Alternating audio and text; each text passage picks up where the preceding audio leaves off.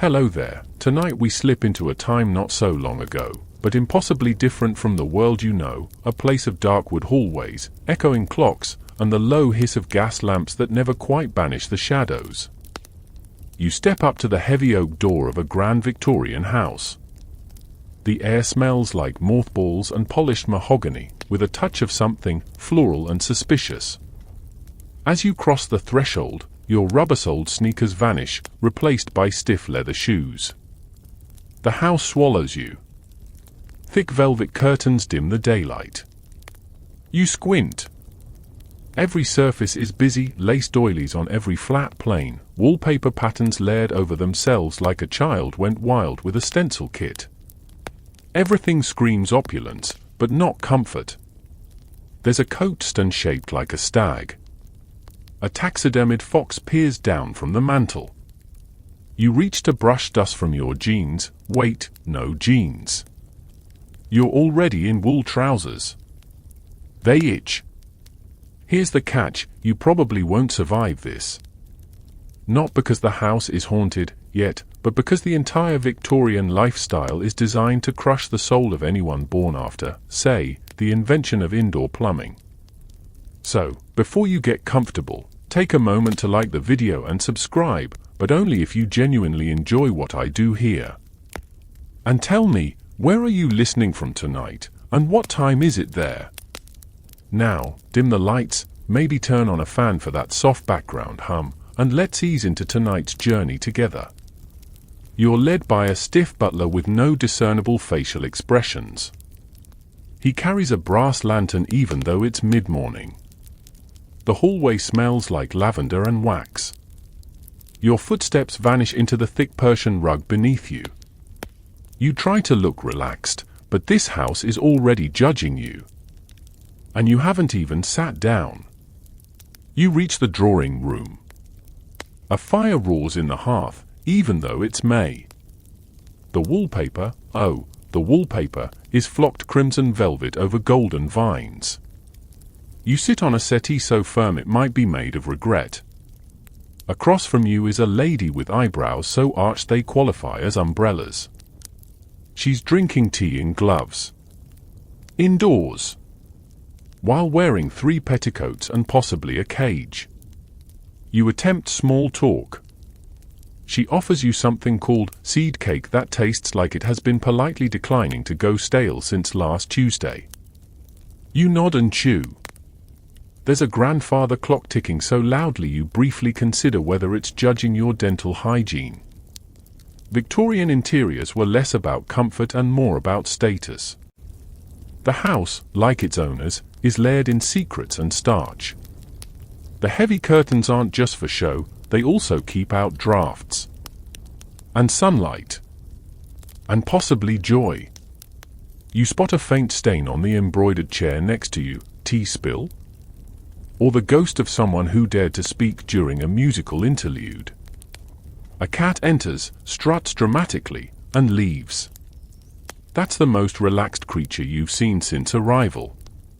Victorian homes prized symmetry, order, and showcasing wealth. Every surface is curated. Dust is both a foe and a proof of your cleaning staff's inadequacy.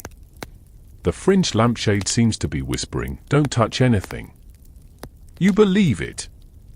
Historians still argue whether this era's obsession with ornamentation was purely aesthetic or also a psychological tactic, a way to impose order in an increasingly industrial world. You reach out to admire a bronze statuette and promptly knock over a fan made of actual peacock feathers. The butler appears from nowhere. He does not speak. He does not blink. He simply repositions the fan and leaves, silently judging you in 17 languages. You try to shift your legs for comfort. Bad idea. Your trousers have buttons in places you didn't know clothes had real estate for. And the seat cushion creaks like it's signaling the end of civilization. Remember ergonomic chairs? You miss them. You miss IKEA.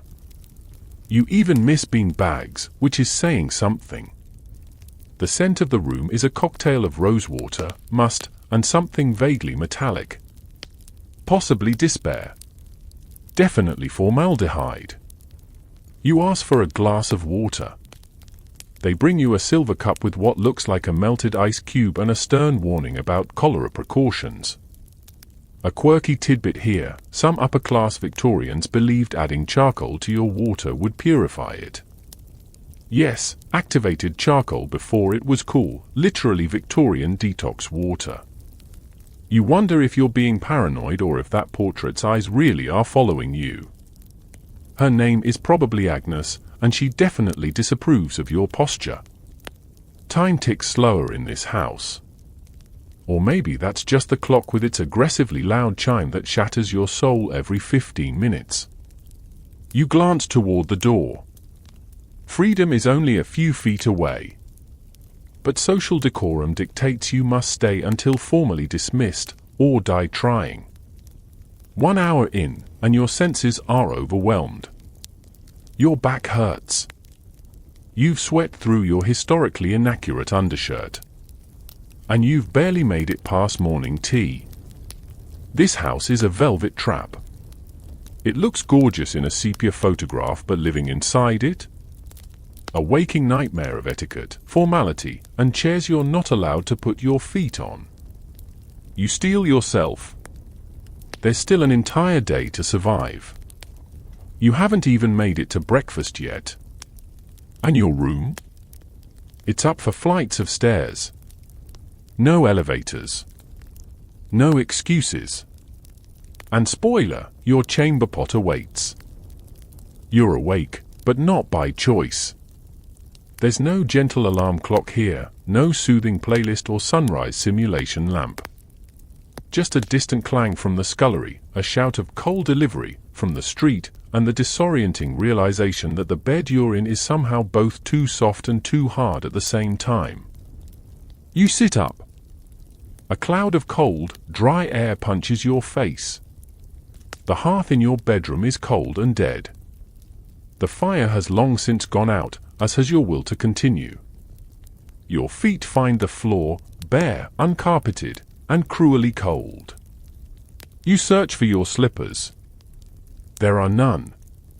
Your host insists that slippers are vulgar unless embroidered with one's family crest. So, you trudge barefoot across the floorboards, which creak like they're gossiping about you. You reach for the porcelain pitcher on the washstand. It holds what you quickly discover is the world's iciest water. Because, yes, it's 7 a.m. in 1883, and hot running water is a cruel fantasy held only by the French and the dangerously progressive. You splash your face and regret every life choice that's brought you here. Victorian morning hygiene is performative. There's a bar of carbolic soap so strong it could strip the finish off a carriage wheel. You scrub, and it bites back. Deodorant isn't a thing yet, unless you count a dusting of violet powder and fervent denial. There's a stiff brush for your hair and another for your nails. Both seem designed to punish you for existing. Historians still argue whether the Victorian obsession with cleanliness was rooted in genuine medical concern or just a well-dressed form of class signaling. Either way, you're freezing, you smell faintly of lavender and despair, and now it's time to get dressed. There is no closet, only a walnut armoire large enough to contain a lion or 3 governesses. You open it. A battalion of fabric assaults your senses. Everything looks heavy, scratchy, complicated. You eye your usual hoodie longingly. It does not exist in this timeline. If you're male presenting today, your morning ordeal involves wool undergarments, a starched shirt with detachable collar, socks that refuse to stay up, trousers that button, yes, button, at the sides, and a waistcoat. Then a cravat, which you do not know how to tie. You attempt it anyway and now look like a magician caught mid-trick. Add a tailcoat and polished shoes that appear designed to mangle your toes. Congratulations, you are now casually dressed.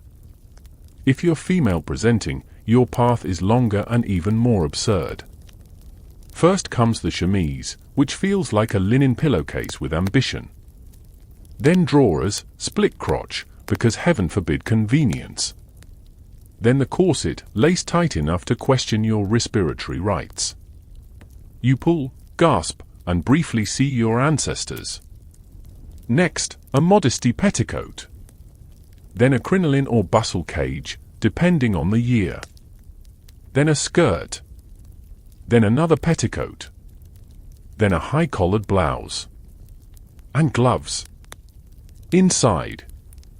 Let's pause here. You haven't even eaten breakfast, but you've burned 800 calories just surviving the dressing ritual. By the time you're finally ready, your spine is questioning its life choices. Your stomach is empty. And your fingers are numb from the tiny pearl buttons designed by someone who clearly hated joy. A quirky tidbit: Victorian women often used button hooks to fasten gloves and boots, some of which took over 20 minutes to lace. You, of course, don't have one. You're using a hairpin. It's not going well. You check the mirror. You look haunted. The Victorian mirror, by the way, gives off that ghostly patina from years of candle smoke and trauma. You adjust your hair, unsure if you're going for sensible governess or visiting Baron with a troubled past. Now comes the moment of truth. You must descend the stairs, slowly, carefully. Victorian staircases are narrow, steep, and covered in runners that seem designed to launch you directly into a mahogany newel post. There's no handrail, only shame. At the bottom of the staircase, a maid gives you a quick glance, then lowers her eyes. She's been up since 5. She's lit the fires, scrubbed your boots, and probably already ironed 3 dozen napkins. You offer a weak smile. She does not return it. Victorian households ran on a strict class hierarchy. Your interactions with the staff are limited and full of invisible rules. Speak too casually, and you're rude. Too formally, and you're condescending. You opt for a nod. It still feels wrong. You hear the breakfast gong. It's not a bell. It's not even a chime. It's a literal gong. Someone had to go to the hallway and hit a brass disc with a padded mallet just to let everyone know it's time for porridge. You steel yourself and enter the breakfast room. There, seated and already halfway through toast, is your host. He's wearing a velvet smoking jacket and looking as smug as a man who's never buttoned his own gaiters. The newspaper lies open beside him. It smells like ink and class superiority. He offers you a tight-lipped smile. Sleep well. You lie? Yes, quite. You are now fully awake, partially dressed, by Victorian standards, and absolutely done with this timeline. And it's only breakfast. The breakfast room is bathed in watery grey light that filters through lace curtains and decades of soot-stained glass. The kind of light that doesn't so much illuminate as gently accuse. You walk to your designated seat, yes, there's an assigned seat, and lower yourself onto a chair so upright it's clearly been designed by someone with a personal vendetta against lumbar comfort. Your stomach grumbles, hopeful. Maybe there's coffee. Maybe eggs. Maybe, just maybe, a stack of pancakes. No. What you get is porridge. A large, uncomfortably beige mound of it. Served lukewarm in a porcelain bowl etched with a family crest you suspect might be a lion marrying a goose. There's also weak tea, toast that's barely toasted, and something described ominously as kippers. They look like fish that died twice. You consider asking for cream. But the moment your fingers twitch toward the sugar bowl, your host raises an eyebrow. A single, judgmental eyebrow arch that could silence a cavalry charge. So you retract your hand. The butler, who appeared exactly as the thought crossed your mind, remained standing motionless by the fireplace like a very tall, very disapproving statue. This is breakfast. And you are losing. You try a spoonful of porridge. It's flavorless, yet aggressively clingy, like the Victorian version of a bad ex. You try the kippers. They taste like salt and repressed emotion. The toast is, somehow, both dry and damp. Victorian breakfast, you're quickly learning, is a ceremony, not a meal. It's a performance of restraint, discipline, and the art of not making any mouth sounds whatsoever. If you slurp your tea, you're socially exiled. If you butter your toast incorrectly, yes, that's a thing, you're branded uncouth. You try to make conversation. Something light. Lovely weather we're having. Your host nods stiffly. Indeed. Quite temperate for June. You pause. It's not June. It's January. But you're not brave enough to correct him. You sip your tea and try to disappear into your cravat. Historians still argue whether Victorian table etiquette was more about hygiene, sharing communal butter knives is objectively a war crime, or about enforcing class dominance through invisible rules. Either way, your modern brain is short-circuiting from all the eye contact and silent cutlery choreography. Suddenly, a shrill clatter. You've dropped your fork. Well, not dropped, more like nudged it slightly against your plate. But to a Victorian, this is basically public defenestration. A small cough escapes from your left. Someone clears their throat. A cousin, maybe. No one meets your gaze. You are, in this moment, a disgrace.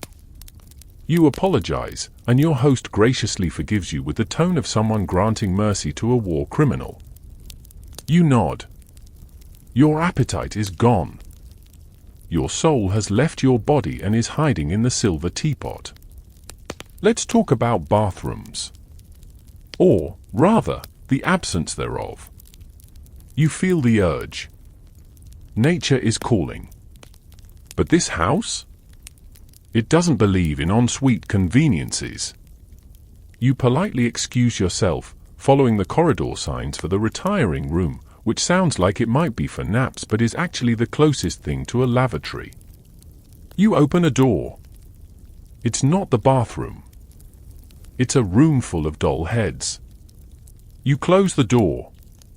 Second try. You find it. And there it is. The infamous chamber pot. White porcelain.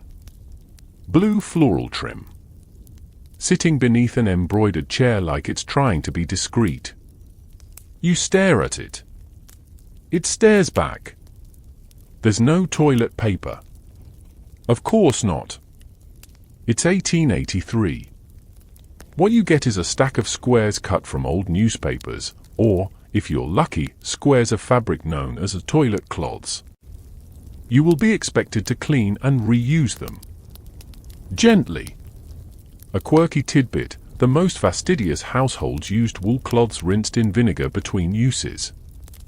It's unclear whether this was actually effective or just smelled like pickled regret. You try to go. You fail. Your bladder, raised in the age of privacy and plumbing, has stage fright. Every floorboard creaks. The walls echo. You're fairly certain the maid outside knows exactly what you're trying and failing to do. Eventually, mission accomplished. You feel no victory. Only shame. You return to the breakfast room. Everyone is finishing. Not a crumb out of place. Your host stands, signaling the end of the meal.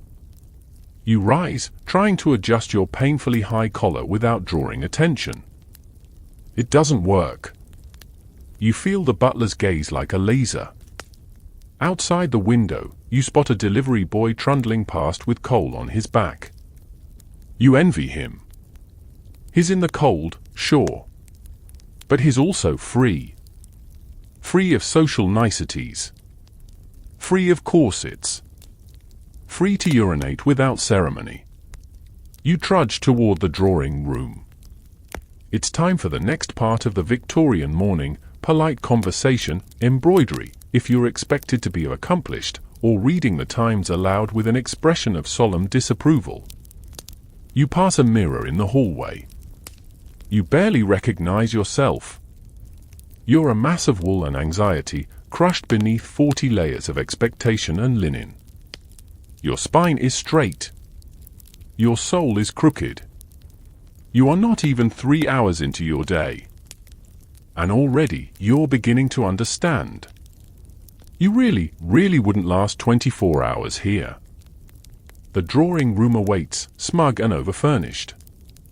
You enter like a condemned soul being ushered into the parlor of purgatory. The air is thick with the scent of dried lavender, old furniture, and what you're beginning to identify as Victorian discomfort.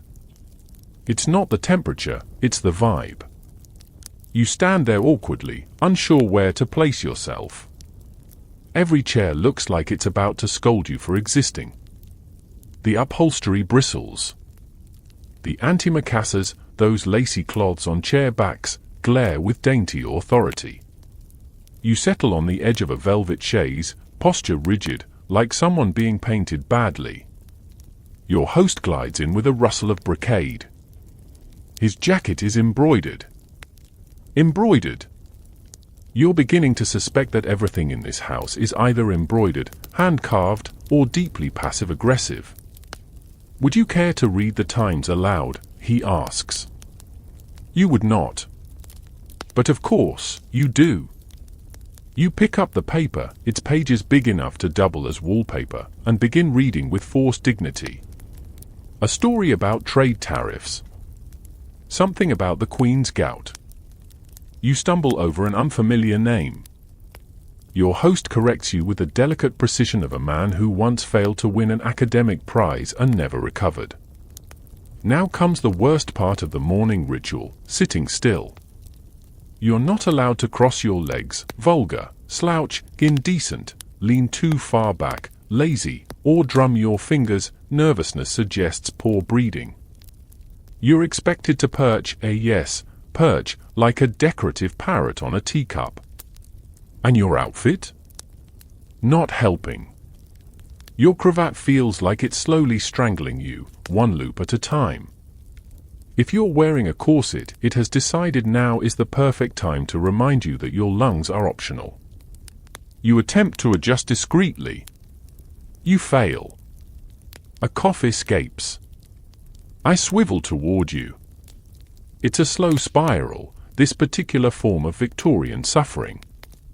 You're suffocating, slightly itchy, and somehow also developing a headache from the sheer effort of pretending to enjoy morning civility.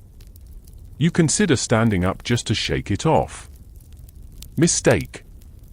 Victorian sitting rooms aren't built for movement. Your boots squeak. The chair groans. A porcelain figurine trembles on its delicate stand.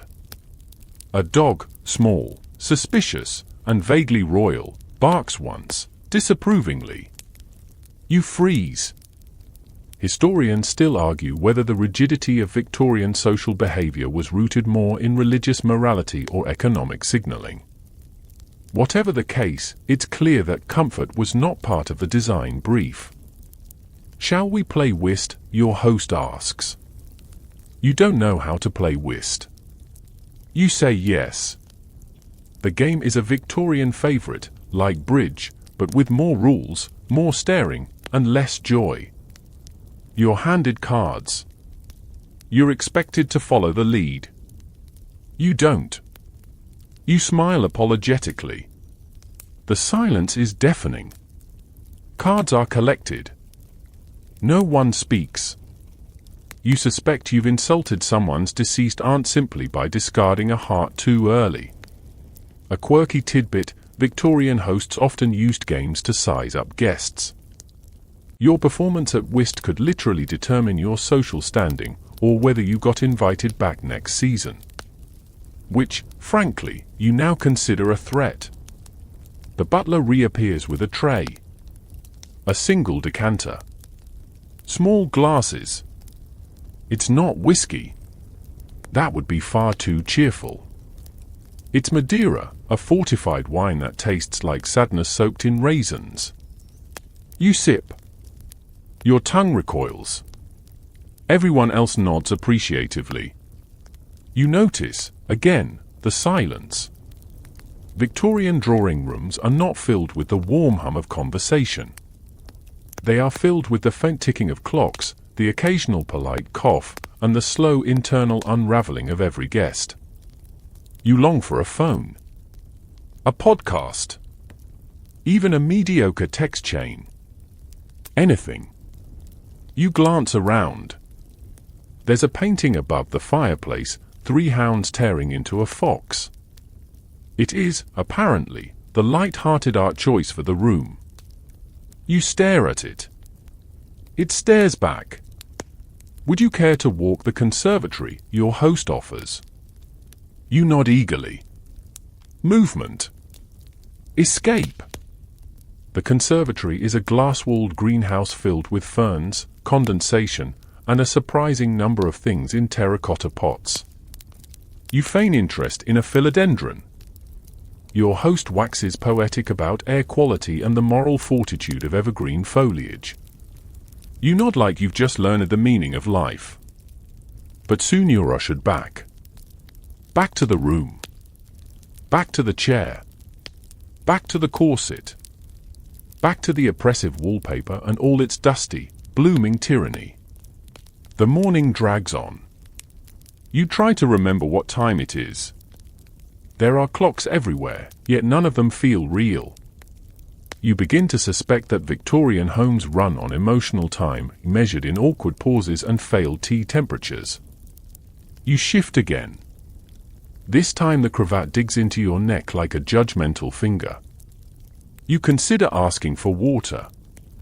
You don't. You will your body to become one with the antimacassar. To disappear. To transcend this very floral existence. You fail. It's not even noon. You're exhausted. Your spine is gently collapsing. You've developed a new anxiety twitch in your eyebrow. And the butler is still watching. You blink slowly. Somewhere, a servant rings a bell. Somewhere else, a parlor clock chimes 11.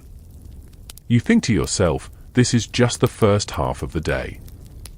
And you suddenly, viscerally understand why the Victorians were so obsessed with seances. Because if the dead had to come back and endure this, they'd scream too. The drawing room awaits, smug and overfurnished. You enter like a condemned soul being ushered into the parlor of purgatory.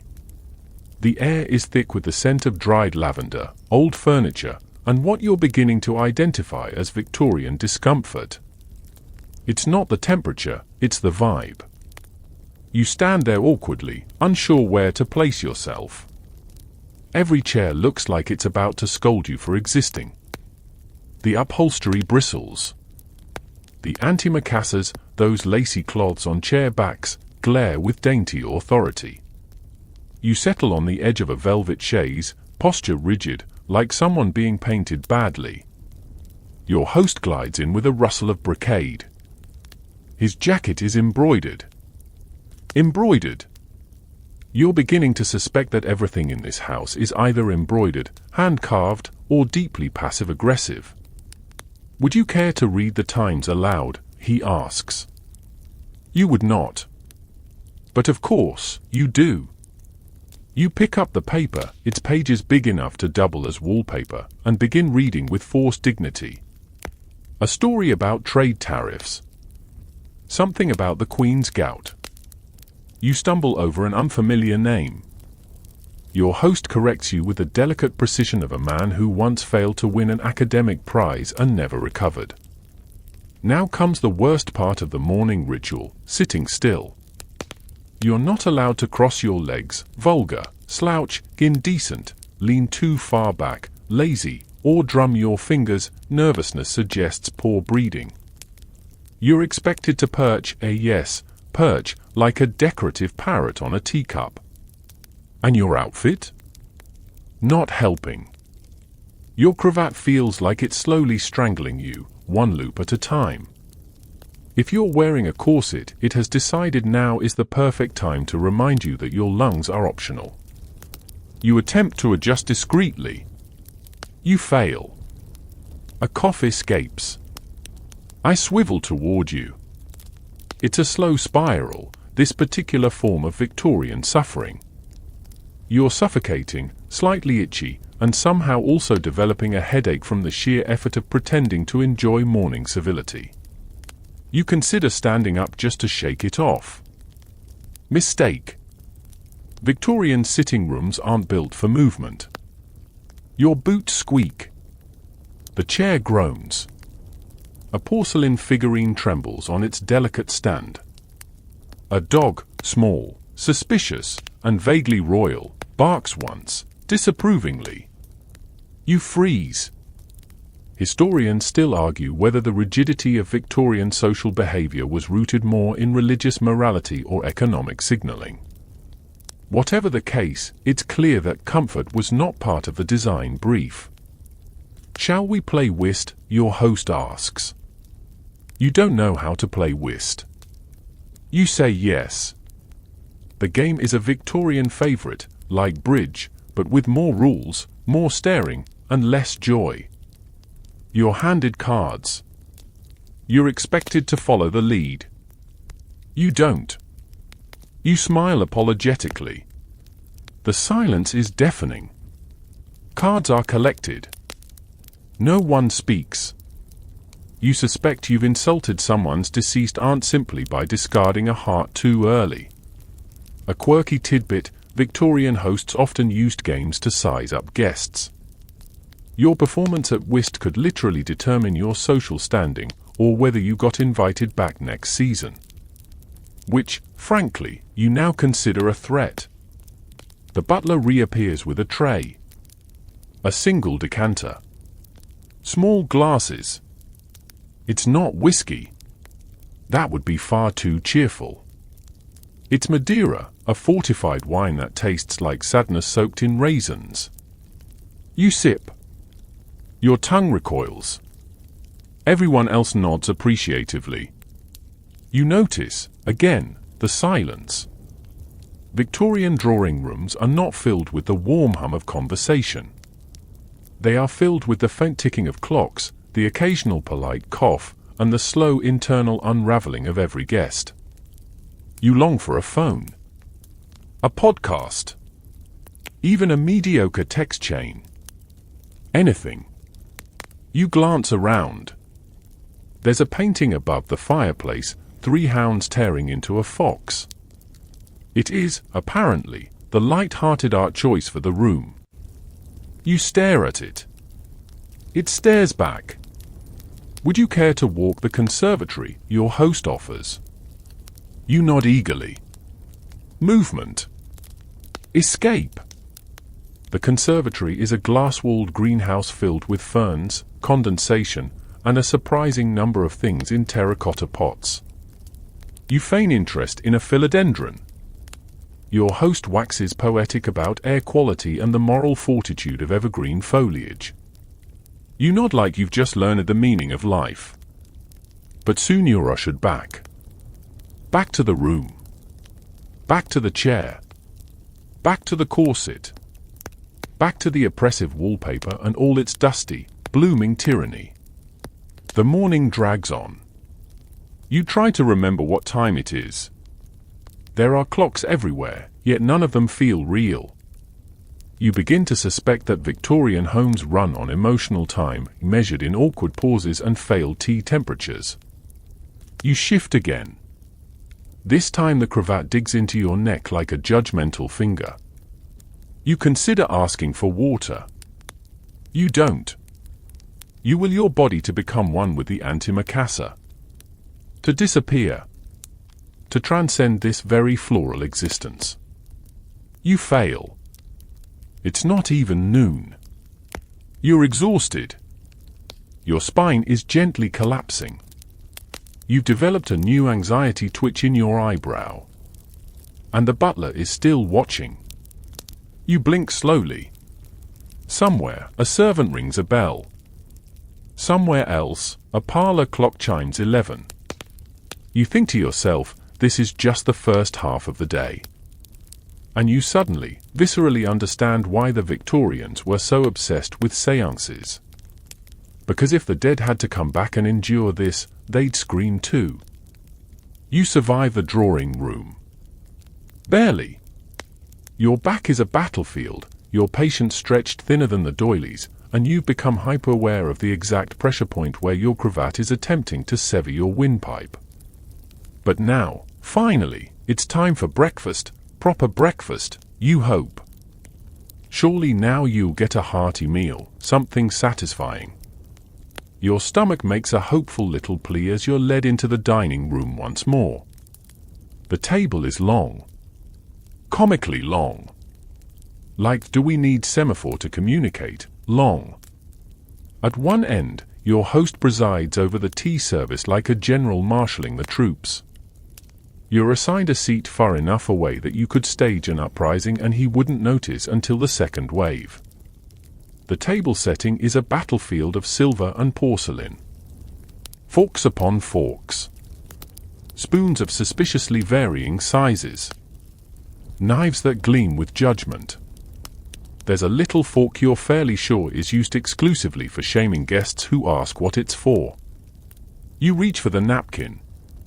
It's stiff. Starched within an inch of its life. Folded into a complicated shape that might be a swan or possibly Queen Victoria's disapproving face. You destroy it trying to unfold it onto your lap. A footman, stationed like a gargoyle against the wall, flinches imperceptibly. Breakfast is announced. First course, broiled kidneys. Your optimism dies on the spot. The footman places the dish before you. A lumpy pair of organ meats, glistening with butter and betrayal, rests on your plate. You blink. They blink back. There's also toast. Cold. Soggy. Served in a silver rack that keeps it upright and somehow strips it of all hope. There's no butter knife in sight, only a butter spade. Yes, a spade. Apparently, butter requires excavation. Historians still argue whether Victorian breakfast rituals were more about nourishing the body or intimidating guests into digesting social hierarchy. Judging by the way you've lost sensation in your hands from the pressure of choosing the wrong fork, you're guessing the latter. You look around. The others eat in silence, utensils moving with precision. A whisper of a cough. A sniff. But no talking. Victorian breakfast isn't social. It's sacred. Or at least sacred adjacent, in that no one dares disturb it with joy. You stab a kidney. It jostles. You chew.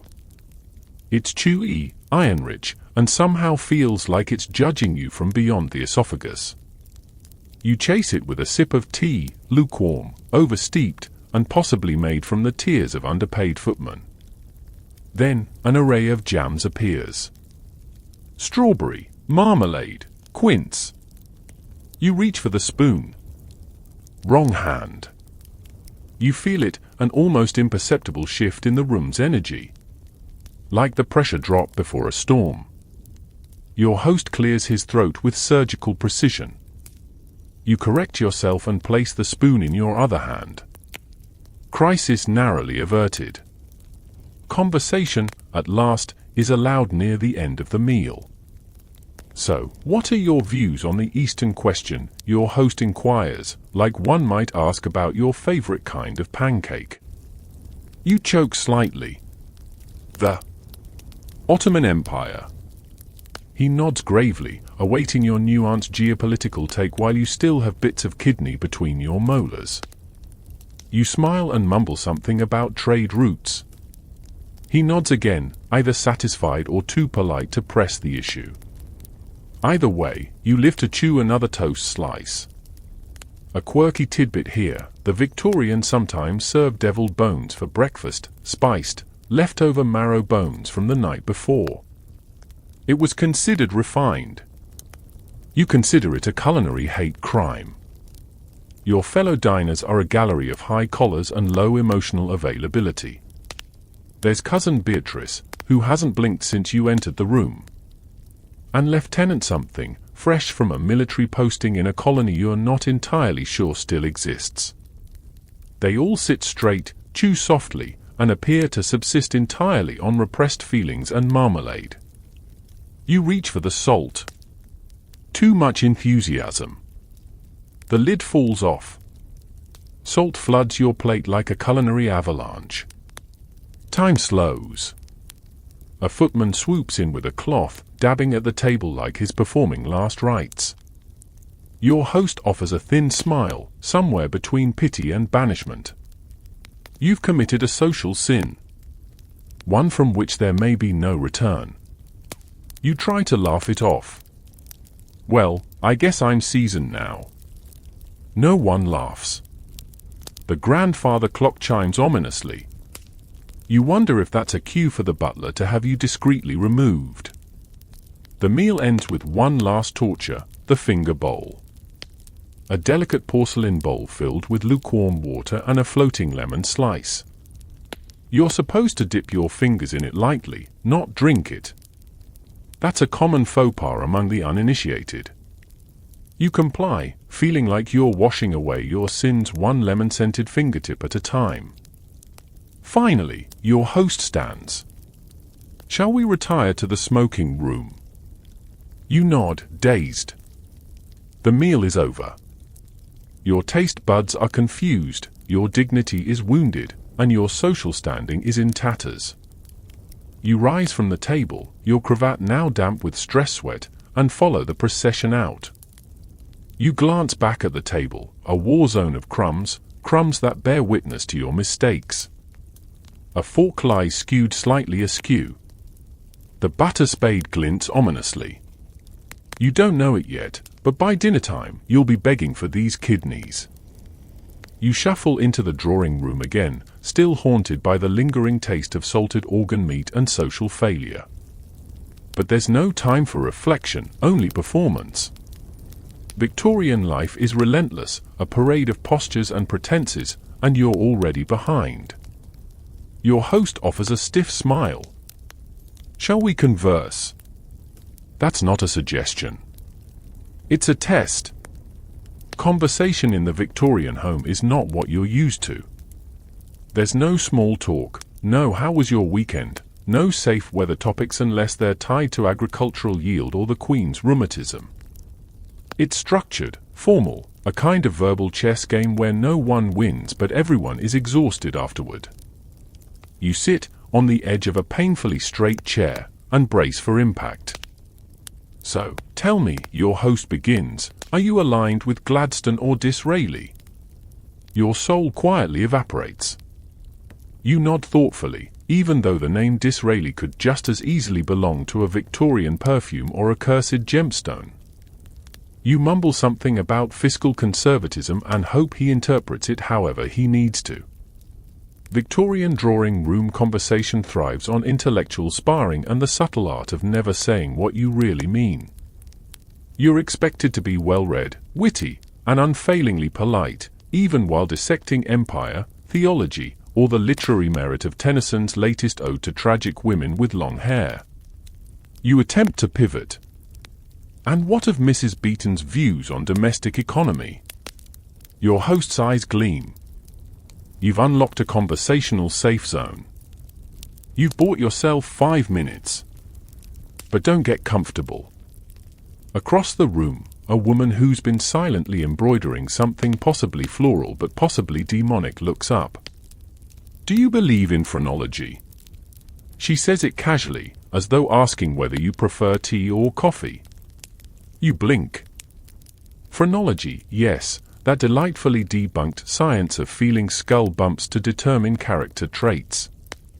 Very popular in Victorian salons. Very, very wrong. You smile. I find it quaint. A safe, neutral answer. She nods, then returns to her embroidery, stabbing the fabric with a needle that seems to echo through the room with a violence you're not entirely convinced is metaphorical. The silence returns. You cross your legs, then immediately uncross them. Victorian decorum forbids it unless you're royalty or at least pretending to be. You place your hands in your lap. That's wrong too. You settle for folding them lightly on one knee, like you're waiting for a séance or an execution, maybe both. A quirky tidbit: some households train children using a posture rod, a small wooden stick placed behind their backs during sitting hours to ensure perfect spinal alignment. You're beginning to suspect you've been issued an invisible one. Your host asks about your education. You mumble something about a liberal grounding in the classics, which, technically, is true if we're counting binge-watching BBC period dramas as classical study. He asks your opinion on mesmerism. You say you're intrigued by the implications. He nods.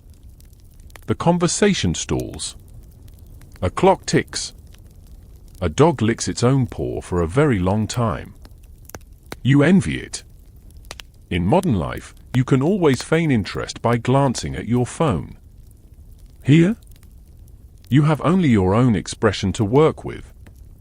You cycle through polite intrigue, thoughtful disapproval, and a lightly skeptical amusement. You're exhausted from your own eyebrows. Someone brings up spiritualism.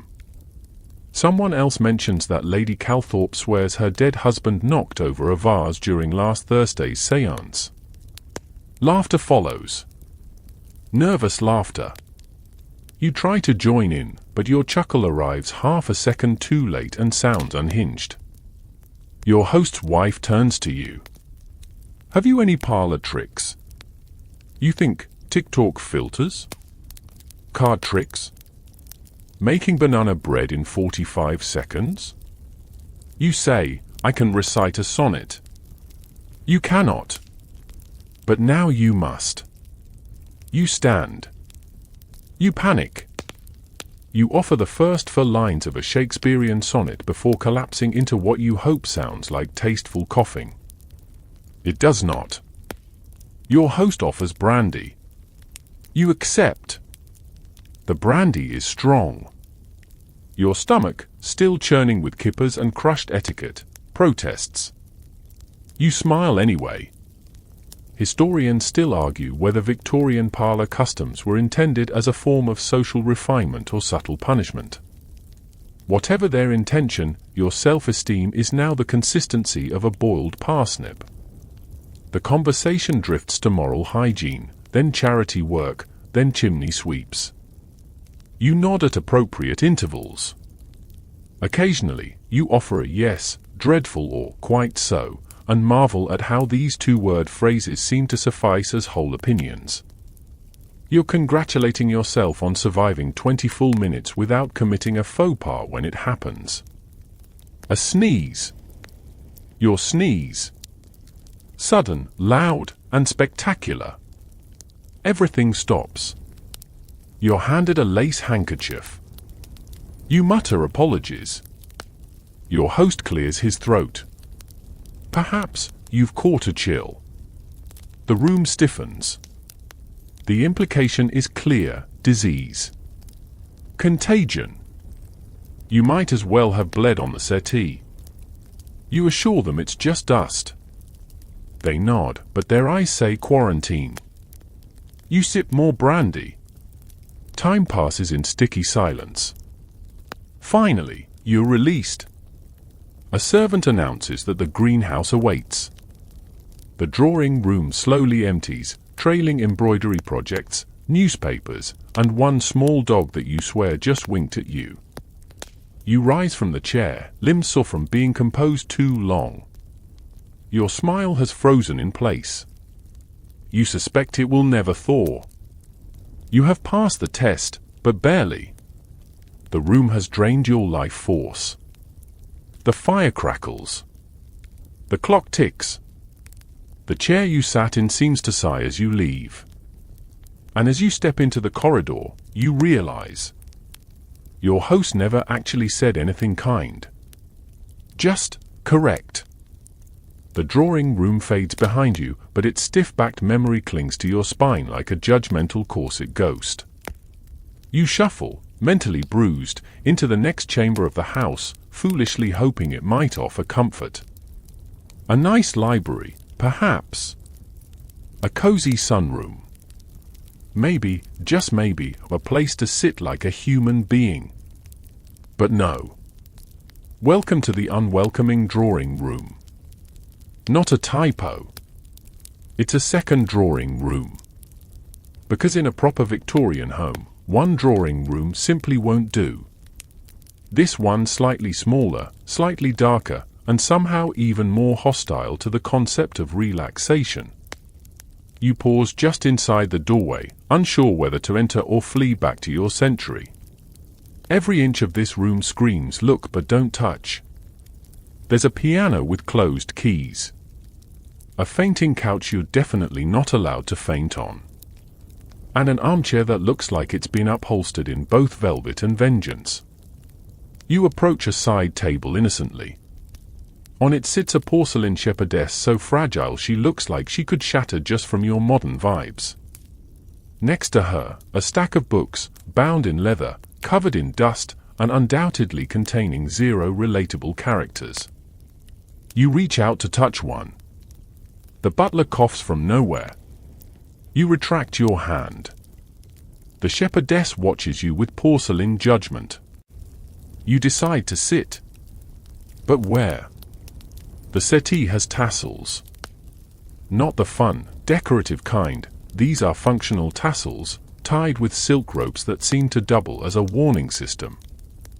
The embroidered cushion reads "Bless this house," but the thread work is so stiff it could leave welts. You lower yourself carefully. Slowly. Every spring beneath you creaks like it's alerting the house. Sit fully back. Too casual. Sit too forward. Now you're a gremlin. You settle in, legs pressed together, hands folded on your lap like you're auditioning for a role as Victorian background extra number 4. The wallpaper is dark green damask, and it absorbs light like a Victorian widow absorbs compliments, grudgingly. Everything is brown or maroon. Even the air feels brown. The only illumination comes from a few gas wall sconces, flickering faintly and hissing with that soft, ever-present threat of combustion. Victorian homes weren't lit for ambience, they were lit for functionality and occasional séances. Historians still argue whether the dim lighting was due to technological limitations or a deliberate choice to keep guests looking soft and mysterious. You look neither. You look pale and deeply confused. You try to relax. Truly, you do. But the chair arm pokes your elbow, and the cushion under you has something lumpy. Possibly horsehair. Possibly something worse. The fire across the room is decorative only, no warmth, just aesthetic flame simulation with coal that's been lovingly arranged like a shrine. You notice a curious object on a side shelf, a cloche covering a tiny, taxidermied bird. Its eyes are tiny glass beads. Its feathers are puffed up unnaturally, as if it died while watching someone commit a fork-related faux pas. A quirky tidbit, Victorians were obsessed with taxidermy, especially in drawing rooms. Some even hosted taxidermy tea parties, with squirrels posed mid-sip. You're not at all comforted by this knowledge. You're now watching the bird to see if it moves. From the corridor comes the faint tinkling of a piano. Someone's playing Greensleeves, naturally. The universal anthem of melancholy and indoor restraint. The music drifts into the room like it's apologizing for being alive. A lady enters. You don't know her name, and she doesn't offer it. She nods once and takes the other settee. You exchange pleasant glances. No words. Just the quiet acknowledgement of two people bound by the laws of polite imprisonment. She takes up some embroidery. You, meanwhile, pick up a magazine from the table. The lady's pictorial. Inside, news of duchesses, ads for arsenic-based skin treatments, and a full-page article about how fainting can be both fashionable and strategic. You read it 3 times because there's nothing else to do and you don't dare make conversation. You uncross your legs. Recross them. Unfold your hands. Refold them. You become acutely aware of how much space your body takes up. You swear the shepherdess is judging your posture. A clock ticks somewhere. You check your own watch. You don't have one. Time has no meaning here. Only etiquette. You notice the fireplace screen, needlepoint depicting a cat with unsettlingly human eyes. You lock eyes with it for too long. You begin to question your reality. Your host enters briefly, mentions a carriage ride later. You agree. You don't want to ride in a carriage. But saying no would require disrupting the social fabric. And possibly the horse. You start to feel an itch behind your knee. It grows. But you can't scratch it, someone's watching. You shift slightly. The settee wheezes like it's tired of your nonsense. Victorian homes didn't believe in comfort. They believed in control. Furniture was upright. Rooms were symbolic. Every cushion, curio, and chair was a performance. Relaxing in a Victorian house wasn't just unlikely, it was frowned upon. You miss beanbags. You miss ergonomic chairs. You even miss that one sagging couch from your first apartment. At least it never judged your ankles. Eventually, the lady finishes her embroidery and leaves, her skirt whispering against the stiff carpet. You rise, too, back straight, every vertebra screaming. You make your way to the hallway, where the gaslight flickers. You swear the taxidermied bird winks at you as you go. Back in the corridor, you take a deep breath. It smells like lavender polish, gaslight, and subtle oppression. You're beginning to understand a hard truth: the Victorians didn't just create spaces. They curated experiences. Experiences that said, sit down, shut up, and try not to wrinkle the antimacassar. And you? You're failing spectacularly. You're back in the hallway now, trying to decompress from your latest skirmish with the furniture when you notice something strange: footsteps. Not yours. Not your host's. But someone else's, quiet and practiced, padding softly through the halls like a breeze with a job to do. You turn your head, just slightly. And there, like a whisper in lace, she appears, a maid. She moves past you without making eye contact, a silver tray perfectly balanced in her hands. Her shoes barely make a sound.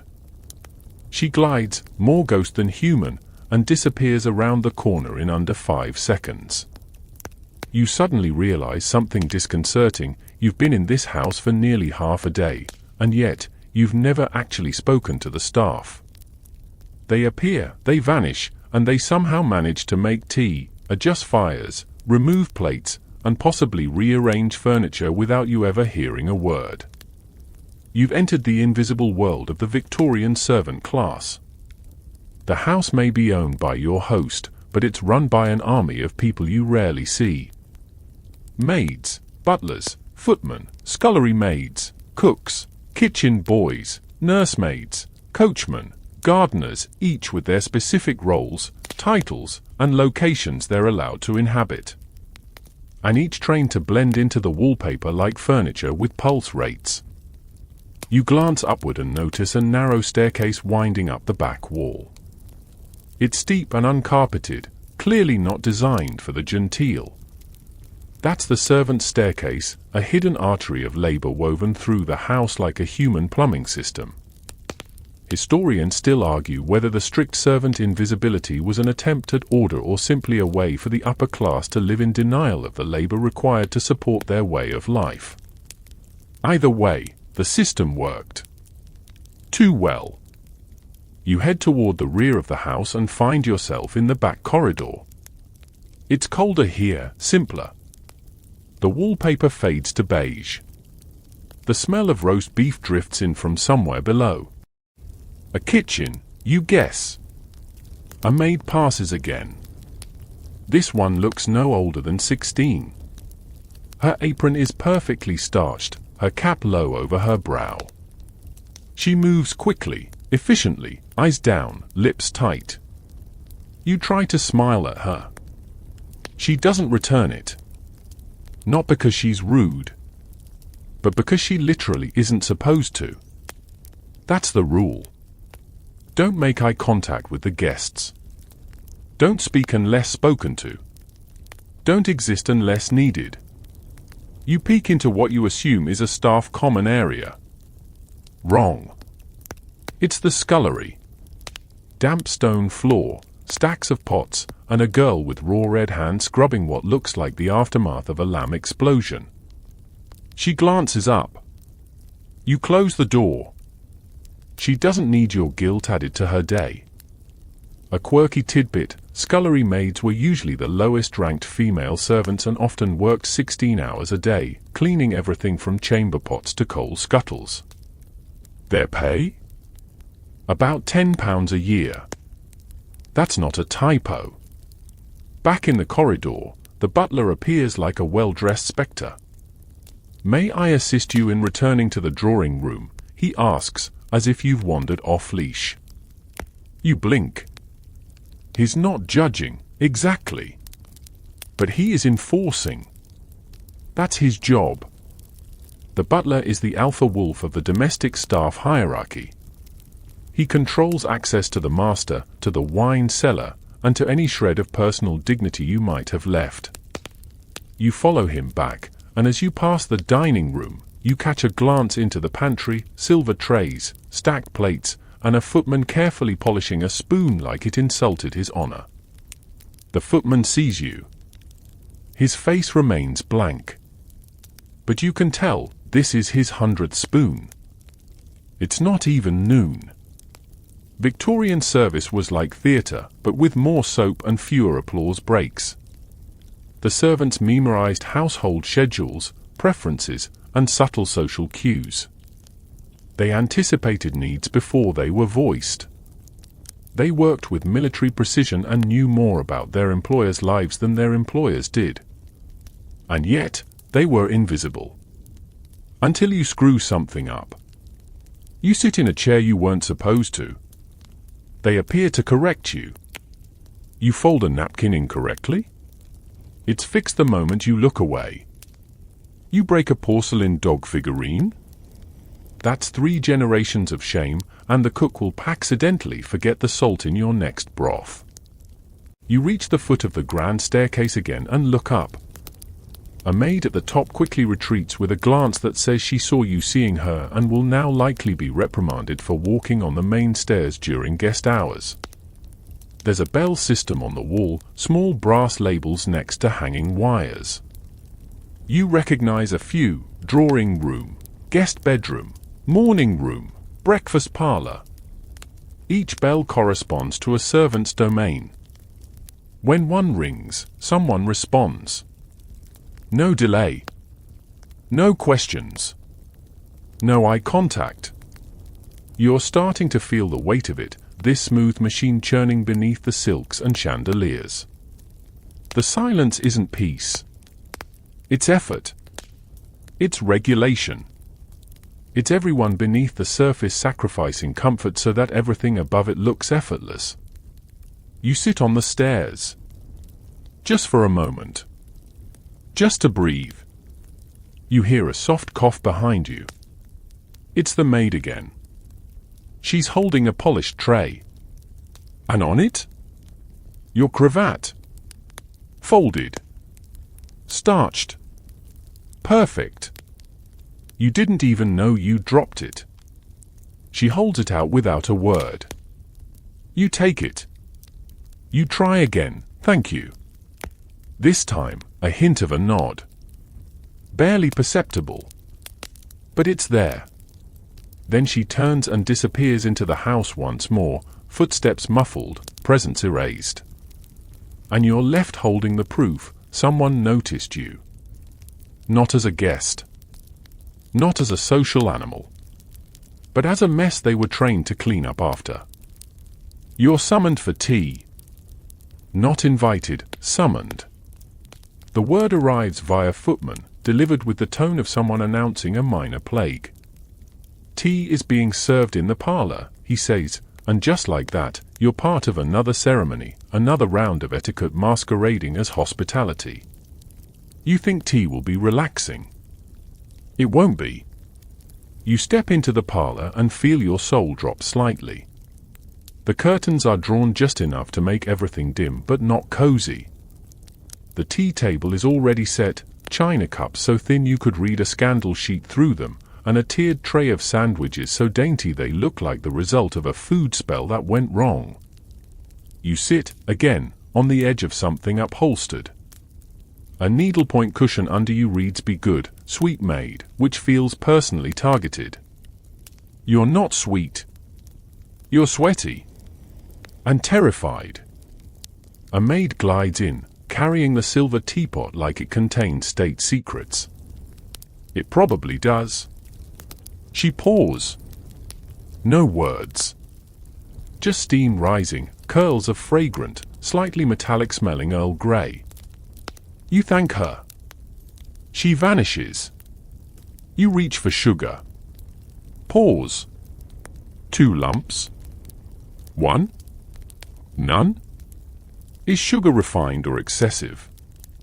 Is milk added before or after? Did you stir too loudly? Every tiny choice is a landmine. Your spoon dings gently against the cup, and somewhere, you swear, a socialite winces into her gloves. You glance around. Everyone else seems born into this performance. A gentleman stirs without looking. A lady lifts her cup by the handle, her pinky not extended. That's a modern myth, but perfectly aligned. The sandwiches disappear politely, one bite at a time, no crumbs. Meanwhile, you're desperately trying not to inhale the cucumber triangles like a panicked Victorian vacuum cleaner. Do you favor lemon or milk? Asks your hostess, a woman wearing 5 shades of mauve and an expression like she knows the exact moment of your inevitable disgrace. You blink. Both. She blinks slower. The silence thickens. A gentle fact, lemon and milk curdle when combined. You have just suggested a culinary abomination. You try to recover. Milk. Just milk. She nods, and conversation resumes. You've escaped, but barely.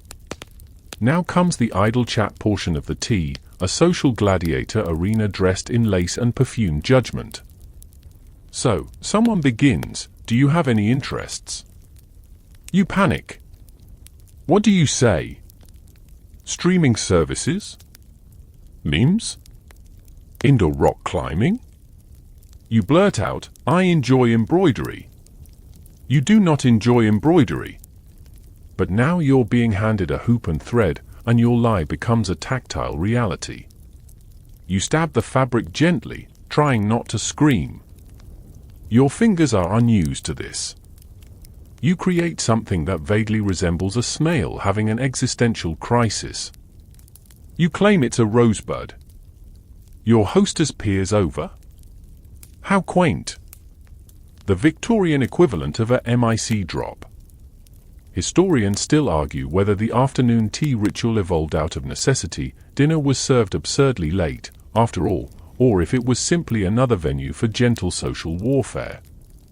Whatever the origin, you're now knee-deep in it, stabbing linen with shaky fingers while being asked your opinion on the latest sermon at St. Agatha's.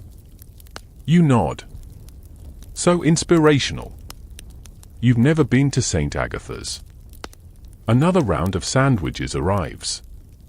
You reach for a ham one. Wrong move. That's the gentleman's tier. You should have taken from the cucumber. You now have protein-based shame on your plate. A quirky tidbit: during this era, women were often judged by how delicately they consumed their tea and sandwiches.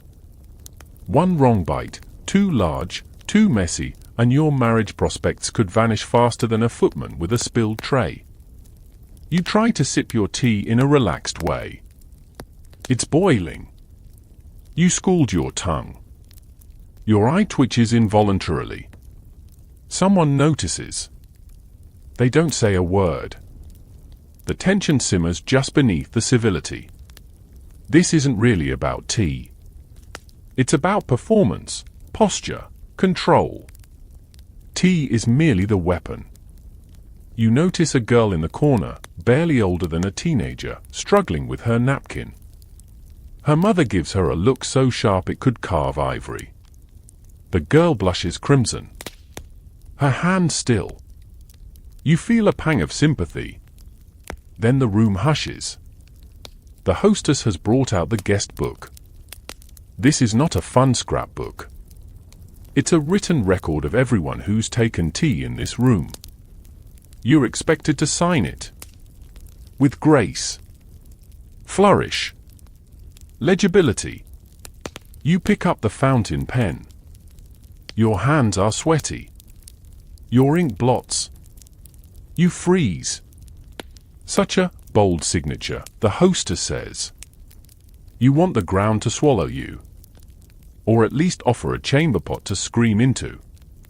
The tea ends with a tiny cake that tastes like lemon and fear. You chew politely. You dab your mouth with your napkin. You remember to fold it before placing it on the table. You've survived. Barely. Everyone rises as one. You follow, body stiff, heart hammering like you just completed a mission in a period drama where failure meant exile to the colonies. You step into the hallway again. Light floods from a high window. You feel like you've just emerged from underwater. You made it. But only physically. Mentally, emotionally, spiritually, you've been steeped in discomfort and squeezed out like a tired tea bag. And you still have hours to go. You've barely left the parlor, your tongue still tingling from oversteeped Earl Grey and judgment, when you feel it, a twinge in your throat. A tickle. Harmless, at first. You swallow. Oddly dry. You cough once. Softly. Bad move. Heads turn. Eyes widen just a fraction. Conversation trails off like someone let out the wrong hymn note in church. Your host, ever gracious, says, perhaps the fire is too warm. Translation, are you ill? Because if you are, you need to go outside and die politely, preferably behind the greenhouse. You wave a hand. Just a bit of dust. They don't believe you. Because in a Victorian house, illness is not a casual inconvenience, it's a sign. A symbol. A scandal in the making. You sneeze again, and that's it. You're officially suspect. A maid appears. From nowhere. Offering a lace handkerchief and a look that says I already know where to send the body. You take it, muttering thanks. Your host offers you a dose of laudanum, yes, laudanum, casually, like someone offering a cough drop. It's opium dissolved in alcohol. Prescribed for everything from hysteria to indigestion to existential dread. You politely decline. Another mistake. You modern types do have such an odd resistance to remedies, he says, smiling like it's a compliment. It isn't. You're now officially the most likely to be carried out on a door. You're moved, gently but firmly, to the sitting room near a window, for air. The window is cracked half an inch, which in Victorian terms is the equivalent of being thrown into the Arctic. You shiver. A shawl is draped over your lap like a shroud. You sneeze again. Louder this time. Someone mentions consumption in a whisper. Not food. The consumption. Tuberculosis. The fashionable disease. The slow fade. The reason Victorian fainting couches even exist. Historians still argue whether the romanticization of tuberculosis was due to its prevalence or because it allowed people to die attractively, pale, poetic, and tragically thin. Either way, you're not dying. You just have post-tea allergies. But the room has decided otherwise. You hear someone say, perhaps they need a mustard plaster. You blink. A what now? Moments later, a maid returns with a towel soaked in something thick and yellowish.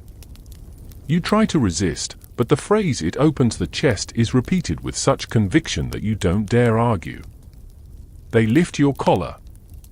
Apply the paste. It burns. It burns. Your skin is now on fire. You politely sit upright as the world sizzles beneath your shirt. A quirky tidbit: mustard plasters were a go-to remedy for chest complaints. Made with powdered mustard seed and hot water, they were believed to draw out inflammation. In reality, they mostly drew out screams and second-degree burns. You attempt to thank them. Your voice cracks. Someone nods gravely.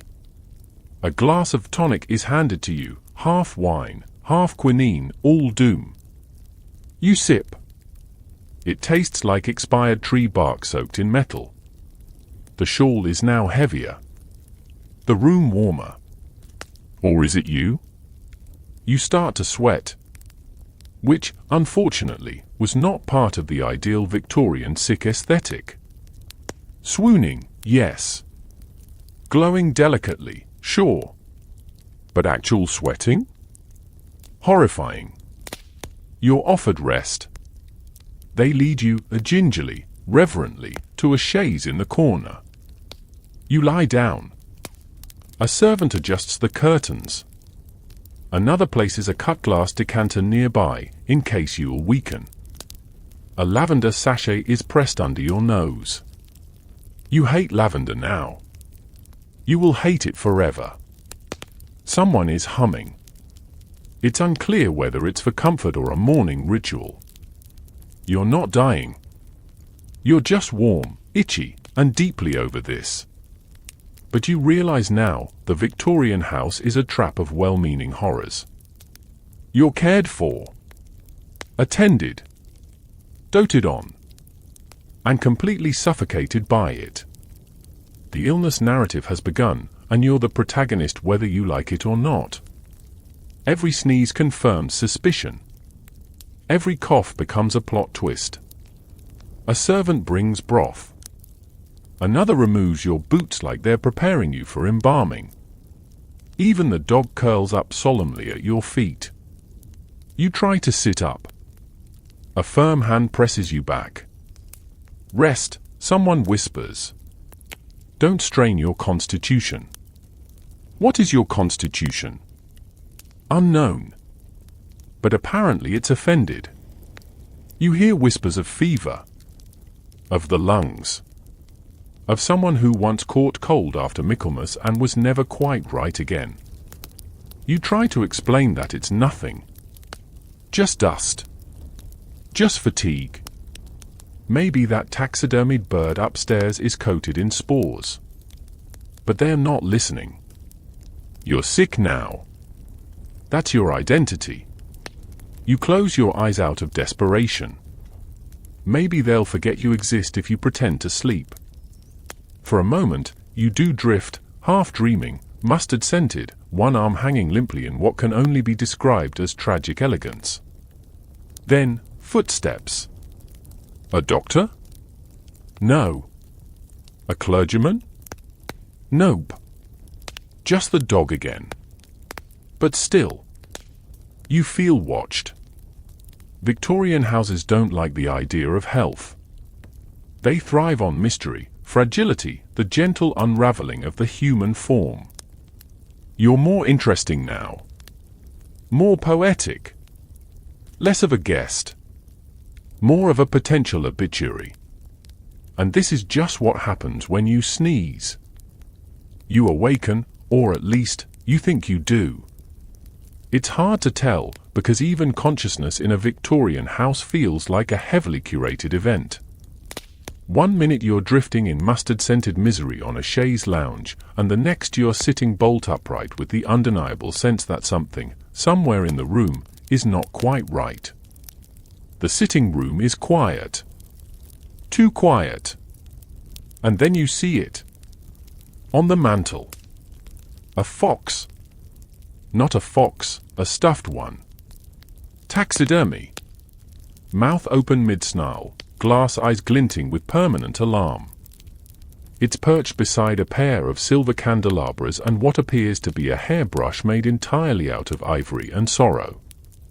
The fox stares directly at you, as if it knows. You glance to the left. Another animal. This one's a small stoat or weasel, or possibly a raccoon who went through something traumatic. It's inside a bell jar. Dressed in what might be a tiny waistcoat. Holding a scroll. You are deeply unsettled. Welcome to the parlor secret. Victorian decor was not okay. You rise slowly, the dried mustard still prickling faintly on your chest, and begin to explore. Every shelf, every table, every corner holds some relic of strange affections and even stranger hobbies. You pass a portrait of a child who may or may not be alive. The eyes follow you, naturally. Below it, an ornate glass case reveals what you first assume is a collection of feathers. But no. Hair. Human hair. Woven into rosettes, spirals, and a disturbingly elaborate braid that seems to spell out initials. You stare. It stares back.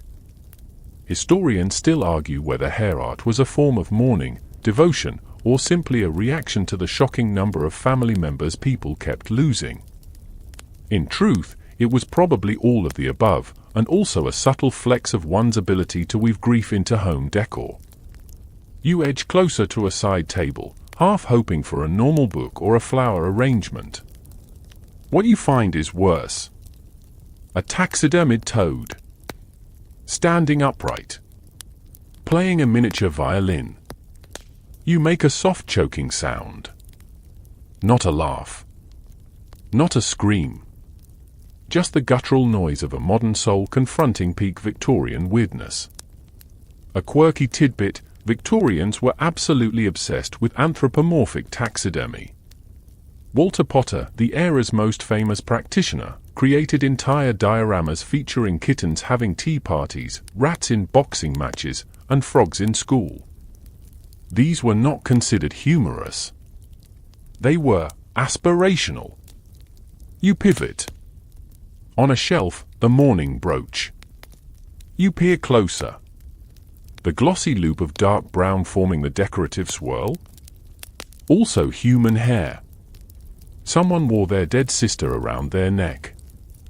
Daily. You take a few careful steps toward a glass cabinet. Inside, resting on a velvet pillow, is a taxidermied bird with a monocle. You are beginning to suspect the Victorians did not have hobbies so much as they had coping mechanisms.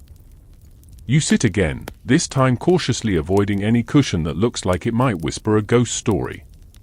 You now understand why Victorian children always looked terrified in photographs. They grew up surrounded by dead animals in formal wear. You glance toward the door, but the house seems to tilt ever so slightly, anchoring you here, among the relics. You're a guest, yes, but also a witness. This room wasn't decorated for comfort. It was designed to say something. You're just not sure what. A noise draws your attention. The faint jingle of bells. You look up, expecting the butler, maybe even a cat. No. A marionette. Dangling from a hook on the wall. Mouth slightly open. Teeth, too detailed. Hands carved with eerie precision. The sign beneath it reads, Mr. Pinsley, 1877. Performed at Her Majesty's.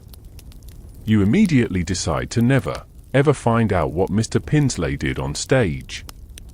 And now you're aware of it, the room is full of faces. Not people, just objects with faces. The toad. The fox. The marionette. A carved owl clock that blinks too slowly. A collection of porcelain dolls arranged in a semicircle around a tiny wooden tea set. Their dresses are starched. Their expressions are frozen. You try not to look at their hands. Some are missing fingers. You swallow hard. Lovely decor, you murmur aloud, to no one. As if summoned, your host drifts in. Ah, he says, pleased. You've met the menagerie. You force a smile. Very expressive. He nods. Collected over generations. My great-grandmother believed animals were the purest form of grief. You have no idea what that means. But you nod. He moves toward a bell jar containing what looks like a miniature fox wedding. He taps the glass gently. These two were dressed for the first royal baby's christening. Can you believe they made the clothes by hand? You can. And you wish you couldn't. You wonder, silently, how one gets into the fox dressing business. He continues, so few appreciate craftsmanship anymore. It's all instant. Disposable. You offer another nod, this one full of reverent silence and internal panic. I once watched my mother weave a mourning wreath from the hair of 5 cousins, he says, his voice low, fond. Took her 3 days. You respond with your most convincing millimeter. The conversation ends. He exits. The marionette watches. You sit back, trying to let your mind go blank. But you can't. Because the violin-playing toad is still there. And you're fairly sure its bow moved slightly. You close your eyes. Not because you're tired, but because your brain needs a moment. A quiet one. Without fur. Or feathers. Or the unwavering gaze of an owl clock slowly marking your descent into madness. And somewhere, far off in the house, a music box begins to play. Of course it does. You leave the taxidermy gallery, parlor, feeling spiritually itchy. A sense of being watched clings to you like soot. Every time you pass a mirror, you half expect to see a weasel in formal wear standing behind you, holding a monocle and offering fashion advice. You need a break. Something normal. Then you hear it. Children. High-pitched voices from somewhere above. The kind of laughter that sounds like it's at your expense. The Victorian nursery awaits, and you're about to meet the smallest residents of the house, who are, somehow, the most terrifying. You're led upstairs by a housemaid who speaks only in nods. The stair runner is worn here. Less ceremony, more function. At the top, she gestures silently down a narrower hallway. The temperature drops by 2 degrees. The light dims. The wallpaper turns aggressively floral. You hear giggling. You follow it. The nursery door is ajar. Inside, the children are gathered like a secret society. One is seated stiffly in a rocking chair. Another is building a tower of alphabet blocks with the dead-eyed precision of a tiny engineer. The third is, wait, is that a rabbit's skull? It is. Being cradled like a doll. Hello, you offer, smiling gently, not unlike someone approaching a feral cat. They turn in unison. No one answers. Victorian children were not raised for cuteness. They were trained for posterity, portraits, and propriety. The phrase seen and not heard wasn't just guidance, it was a mantra. So when you're finally invited to sit, it's not for playtime. It's for evaluation. You sit. The chair is small and spindly. It groans under your adult weight. The rocking child continues to rock, staring straight ahead. The block child whispers the alphabet, but out of order. The skull cradle girl strokes the bone gently and says he doesn't like guests. You smile again, tighter now. Do you play games? You ask. One nods. We play gravedigger. You blink. Oh, you manage. Fun. Victorian children's games were not designed by child psychologists. They involved moral lessons, elaborate rules, and, quite often, death metaphors. Hide and seek? More like hide or face eternal separation. Ring around the rosy? A plague reference. Even their dolls had funerals. Historians still argue whether this morbid streak was a reflection of high childhood mortality rates or a form of cultural numbness to tragedy. Either way, you're suddenly very aware that you're the only person in this room who expects to survive until supper. A boy offers you a doll. It has glass eyes, real human hair, and a tiny embroidered gown. You hold it like a bomb. Its head is slightly cracked. You dare not ask how. She was bad, the boy says softly. You place her gently back on the shelf. You spot the alphabet primer by the hearth. A equals angel. B equals burial. C equals consumption. Lovely. One child stands suddenly. Would you like to see the ghost cupboard? You say, of course, in the voice of someone who's made peace with their fate. The cupboard is a narrow armoire with a lace curtain instead of a door. Inside are small objects, wilted flowers, a cracked mirror, a tiny shoe, and a lock of hair in a bottle. This is where we keep what's left, the girl whispers. You nod. You don't ask for clarification. The rocking chair stops. The boy stares at you very seriously. Do you believe in ghosts? You pause. Then lie. Yes. Good, he says. They like you better when you admit it. A quirky tidbit, in many Victorian households, children were told ghost stories as moral lessons. Beware the girl who ignored her prayers and now haunts the attic, that sort of thing. Some children wrote letters to dead siblings as practice for grief. You feel the air shift. The girl holding the skull leans in. Would you like to meet grandfather? He's in the wall. You stand up. Slowly. You've never wanted so badly to flee from people under 4 feet tall. I think it's time for me to, you begin. A maid enters, thank every deity known to man, and announces that the children have their copywork lesson now. The children file out obediently, clutching pencils and notebooks. One glances back. We'll save a spot for you, he says. In the ghost cupboard. You nod, like that's the best offer you've received all day.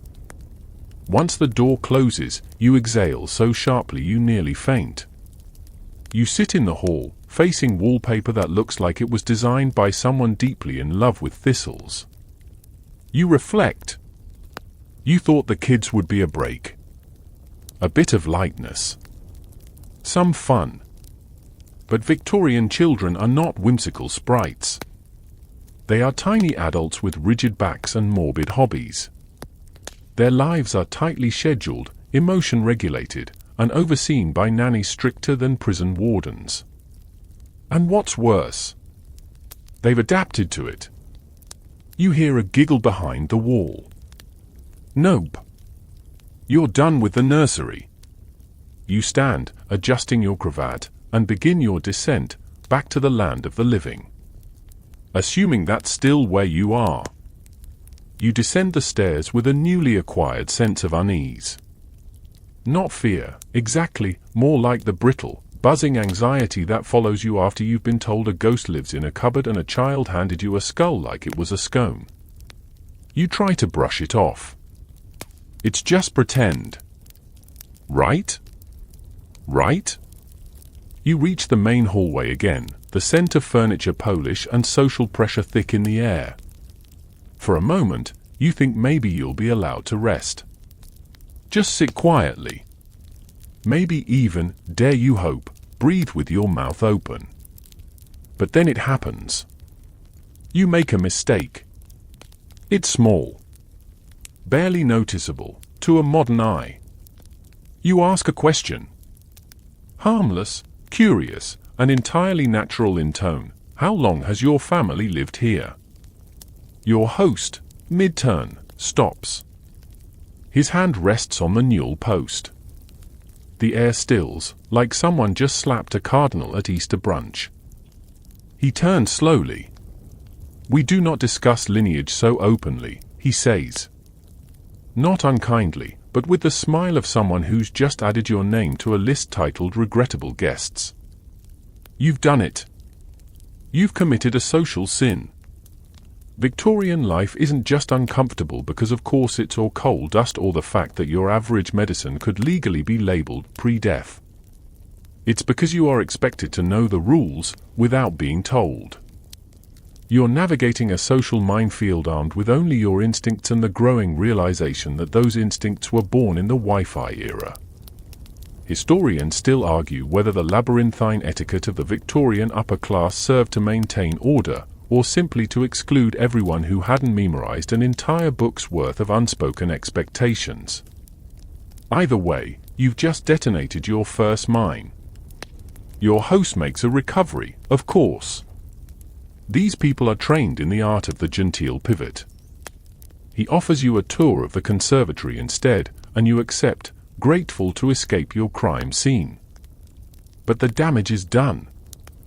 Word spreads in this house like laudanum in weak tea. By the time you pass through the corridor again, the footman won't meet your eyes. A maid curtsies slightly too quickly. Even the cat looks at you with a little more judgment than before. You've become that guest. And it doesn't end there. At tea, you reach for the jam before the hostess. A gasp. A silence. Someone coughs into a napkin. You correct yourself, but not before 3 Victorian neurons somewhere in the room simultaneously rupture. Later, you absent-mindedly hum while standing near the fireplace. It's a lullaby. Gentle. Tuneful. But humming, especially while alone, is considered eerie. Or worse, improperly cheerful. You are corrected gently by the governess, who smiles in that way that implies your modern soul is leaking out through your buttons. And then, at dinner, the unforgivable happens. You excuse yourself to the lavatory. Verbally. Out loud. You say the word bathroom. The lady across from you drops her fork. The butler freezes mid-pour. The chandelier trembles slightly. You recover. I shall retire, for a moment. Too late. You've invoked the spectre of bodily function. A quirky tidbit, the Victorians didn't say bathroom or toilet aloud in polite society. Instead, they used phrases like retiring, withdrawing, or, if feeling especially brave, attending to matters. You return from your retiring to find the conversation has pivoted to the Crimean War. You nod along, still hearing the echoes of your social faux pas in the clink of every spoon.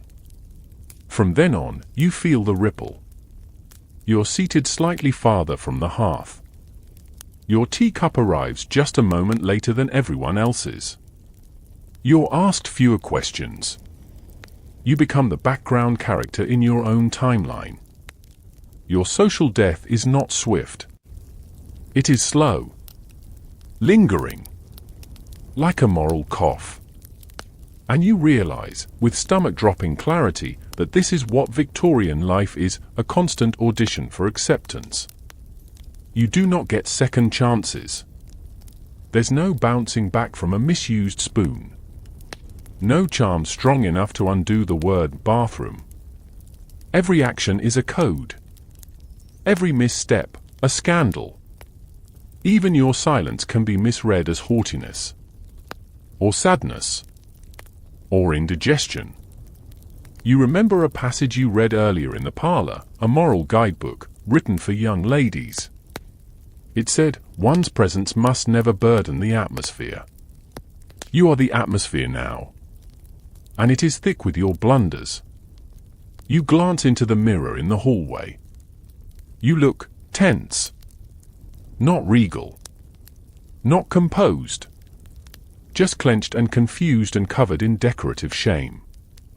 You remind yourself this was supposed to be a historical experience, an immersive journey into the past. But no one told you the past had quite so many rules, or that it held such a grudge.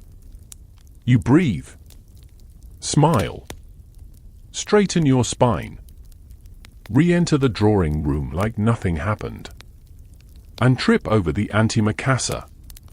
Of course. You're limping now, figuratively and emotionally. The antimacassar incident didn't cause physical harm, but the psychic damage? Permanent. You're beginning to understand Victorian dignity not as a birthright, but as an ongoing hostage negotiation with one's own body. And now, as dusk approaches and the lamps begin to hiss to life, the house reveals yet another trick it's been hiding in its paisley sleeve. Gaslight. Not the metaphorical kind you're used to from modern dating apps, but the actual, literal gaslight. It flickers to life with a faint fut and a glow like a memory trying to form. You glance up. The fixtures resemble upside-down champagne flutes, delicate, lovely, and radiating the constant, low-key threat of explosion. The room begins to shift. Gone is the pale, judgmental light of day. In its place, amber gloom. The walls go from merely oppressive to fully haunted. Shadows gather in corners like gossiping cousins. The pattern in the wallpaper starts to resemble suspicious faces. You're not imagining that. Historians still argue whether the gloomy lighting was due to the limitations of gas technology or an aesthetic preference for creating intimacy and introspection. Either way, the result is the same. You now feel like you're inside the third act of a Gothic novel and something tragic is about to happen. Possibly to you. You're shown into a room called the morning room, which is ironic, because it is now emphatically evening, and there is no joy here. The walls are lined with books, most of them untouched, all of them bound in leather and disapproval. A floral arrangement sits in the center of the room. You lean in. The scent is heavy, sweet, decaying. And then it hits you. You miss LED light bulbs. You miss the glow of your phone screen. You miss flicking on a kitchen light and not worrying that it might leak gas into the wallpaper and murder everyone in their sleep. Because gaslight is not just moody. It's lethal. A quirky tidbit, gas leaks were a constant concern in Victorian homes. Many families kept canaries, not just in mines, but in parlors, as early warning systems. If the bird passed out, it wasn't boredom. It was carbon monoxide. You try to focus. Someone's reading poetry. Possibly Tennyson. Or Byron. All you know is, it's long, everyone looks sad, and you are slowly losing circulation in your feet from sitting so upright. Then someone passes you a photo album. Your stomach flips. It's not full of posed portraits. No, these are post-mortem photographs. Victorian mourning culture strikes again. Here's a baby dressed in white, eyes painted open after death. A grandmother surrounded by living grandchildren, propped up with an armature. A young man in his military uniform, one hand unnaturally stiff. They do look peaceful, don't they? Your host says, sipping sherry like he's just offered you a crumpet and not visual evidence of the death industrial complex. You nod. Carefully. Because here, mourning is not hidden. It's framed, varnished, and displayed next to the tea service. There's a glass dome on the sideboard. Inside it, a funeral wreath made entirely from braided hair. Human. Real. Probably Aunt Beatrice, now immortalized as a centerpiece. The fire in the grate sputters, low and tired. It smells faintly of sulfur and pine. Your host mentions, casually, that the house lost 3 family members during the fever years. He doesn't say which fever. Doesn't have to. They had one for every season. You excuse yourself, not for a bathroom break, you learned that lesson, but for a breath of air. No one objects. Possibly because they assume you're going outside to cry. You pass a hallway mirror. The gaslight above it flickers and, no joke, you catch movement behind you. But when you turn, there's nothing. Just shadows. And the doll you're fairly sure has migrated a few inches down the hall. You reach the foyer, where the air is colder and full of echoes. The floor tiles, checkered in black and white, feel suddenly funereal. You look up. The chandelier above you flickers ominously. You wonder how many curtains in this house have caught fire. The answer is probably more than 0. Victorian homes were fire traps dressed as temples. Heavy drapery, open flames, and gaslight were a dangerous combination. It wasn't uncommon for women's skirts to brush a grate and go up like a torch. Safety was a suggestion. A faint one. You re-enter the hallway.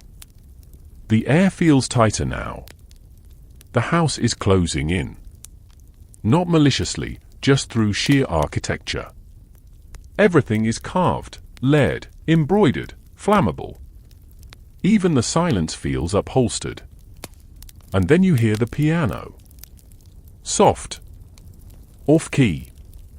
Coming from the music room you haven't yet entered. You weren't told anyone would be playing. You pause at the door. You consider opening it. You don't. Because you've learned.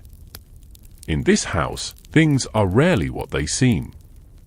A piano might be a trap. A fox might wear shoes.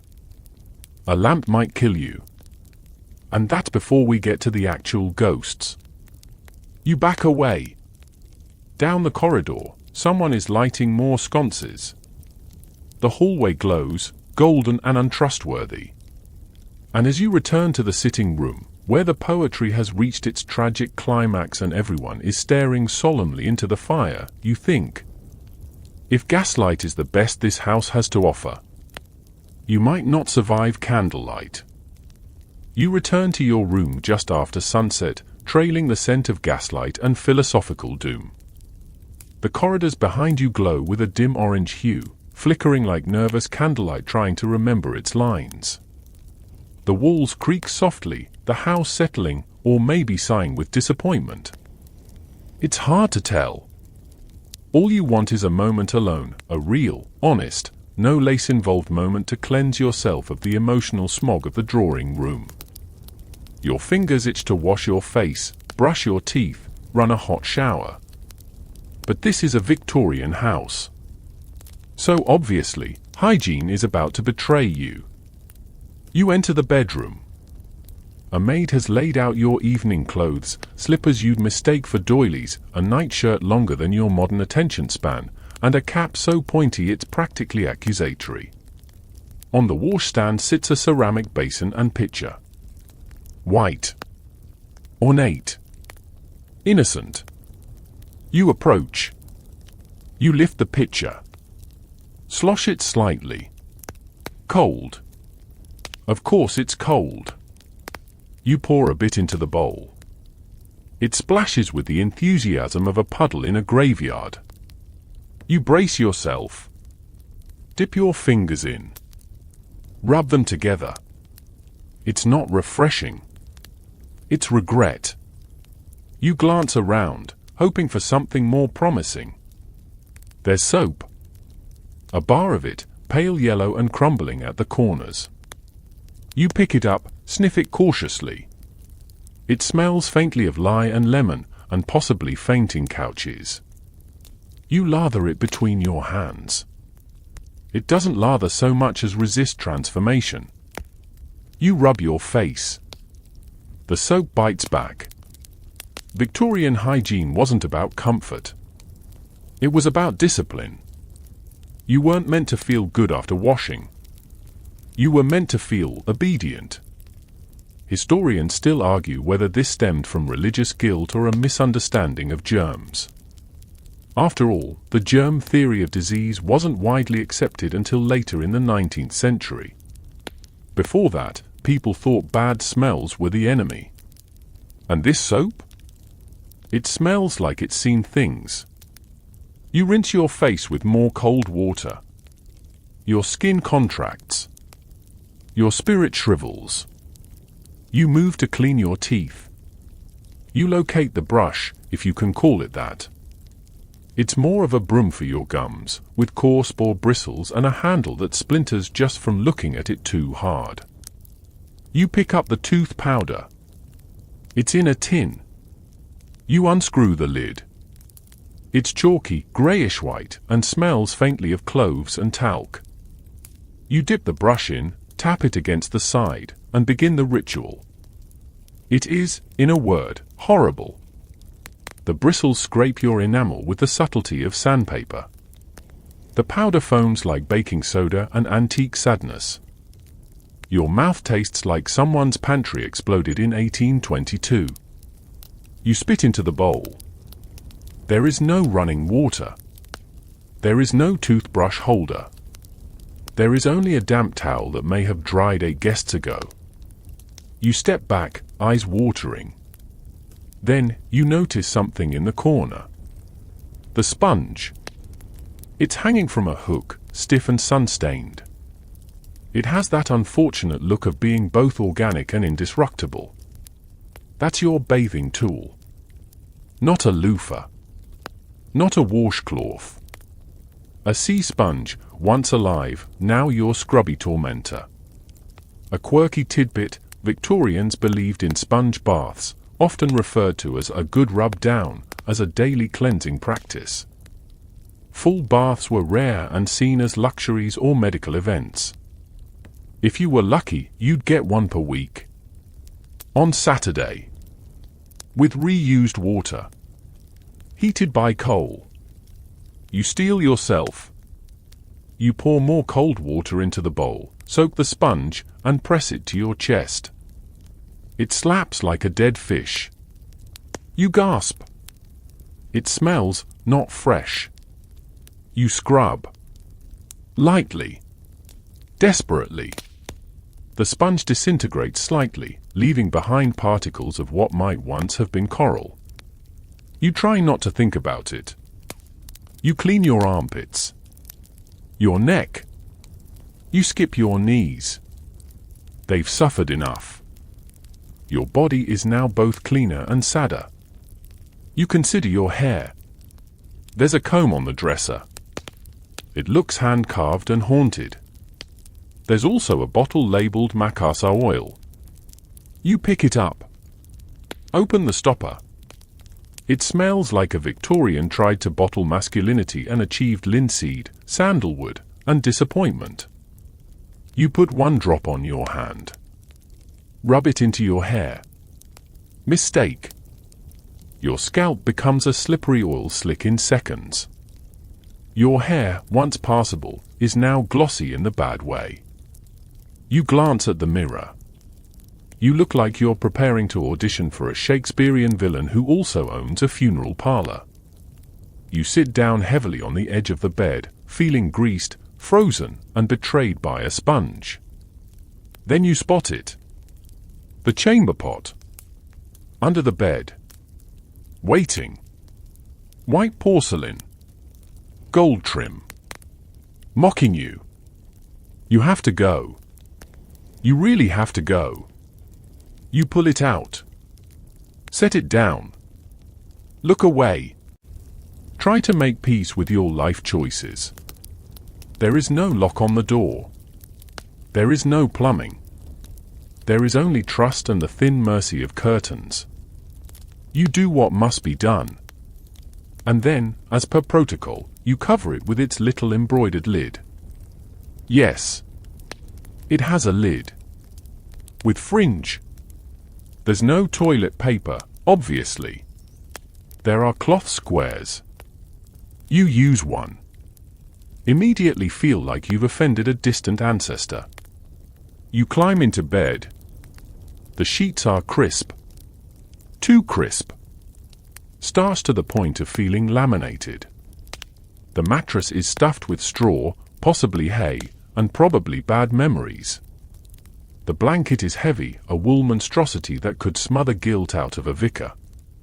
You lie there, staring at the gas sconce above your head, praying it doesn't leak in the night. The room smells of mothballs and surrender. And as you drift towards sleep, you whisper to yourself. You miss toothpaste. You miss shampoo. You miss not having to consider the absorbency rating of a sea sponge. And you now know, without doubt, why no one in Victorian paintings is smiling. They were just clean. And they hated it. You wake up to silence. Not peaceful silence. Not birdsong through an open window silence. No, this is Victorian silence, the kind that hums with responsibility and suppressed judgment. You lie perfectly still under the crushing weight of your wool blanket, staring at the ceiling where a crack in the plaster resembles Queen Victoria frowning. You've slept. Sort of. The bed is too short, the pillow too lumpy, and the smell of macassar oil still hovers around your head like a greasy halo. But it's morning again, and with it comes the worst realization of all. You're still here. And the house still expects you to perform. You sit up, groaning softly. The chamber pot, blessedly emptied by an unseen, overworked soul, is gone. In its place is a pitcher of fresh, cold water, a dry sponge, and a folded towel with unsettling precision. You begin your routine again, wash, comb, recravat, only this time, it's less funny and more grinding.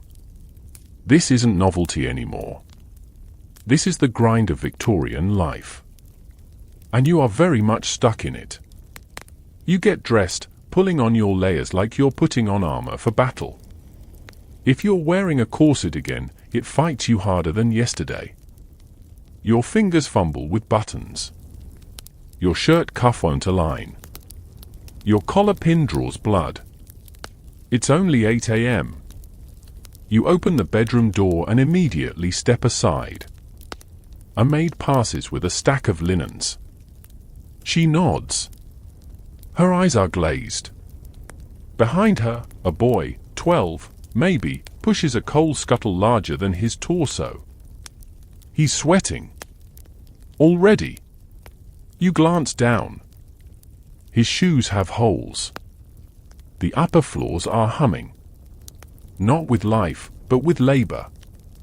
It's chore time. Dusting. Polishing. Fire stoking. Linen turning. Water fetching. This house runs like a machine, but unlike modern ones, the gears are people. You descend the stairs cautiously, and now you really start to notice it. The divide. Downstairs is elegance. Polished banisters. Ornamental rugs. Gilt mirrors. But between every flourish is an echo, an invisible presence that keeps this glittering facade from collapsing into its own pretension. Servants. Servants who eat in the basement. Who rise at dawn. Who know exactly how many stair creaks there are between the nursery and the master bedroom. Historians still argue whether Victorian domestic service was a genuine career path or systemic servitude masquerading as social order. It depends, they say, on class, on geography, on luck, But when you pass a housemaid furiously scrubbing soot from a decorative grate while being scolded for not smiling, the answer feels less academic. You enter the breakfast room. It's full. Everyone seated by social gravity. You're nodded to, barely. You take your place, aware now that every movement is being scored by an invisible jury. Napkin. Lap. Chin up. Fork left. Don't inhale the porridge.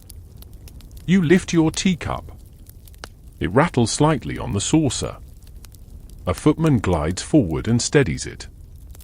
You feel like a toddler in a tuxedo. Across the table, Lady Beatrice, who you suspect has never blinked in her life, makes conversation. Sort of. You must be quite fatigued, she says with the quiet disdain of someone discussing the weather in a less fashionable part of London.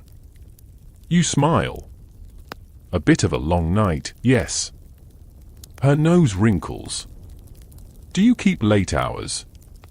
This is a trap. You know it. You choose, not usually. She nods. You think you passed. Then, I heard you took your tea in the green parlour yesterday. You did. Is that bad? It was most forward, she adds, before nibbling her toast.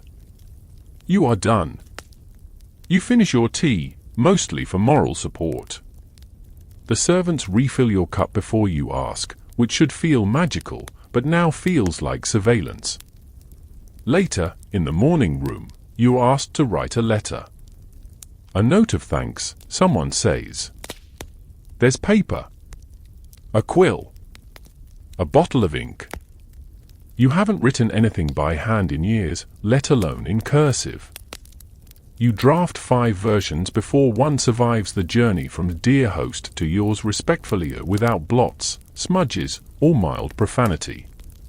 A quirky tidbit, some Victorian households employed letter-writing tutors for women expected to correspond frequently. A poorly phrased thank you note could cost you a potential marriage. Or worse, a place at next season's hunt. The morning stretches long. You go for a walk on the grounds, but even nature is class stratified here. The paths are gravel, but only to the ha-ha, a hidden wall to keep sheep out. You are not to enter the garden without gloves. You are not to speak to the gardener unless introduced. Even the trees seem to be watching your behavior. You hear the bell. Back inside. You try to sit in the drawing room, but someone's using the main chair. You shift to a chaise. A lady glances over.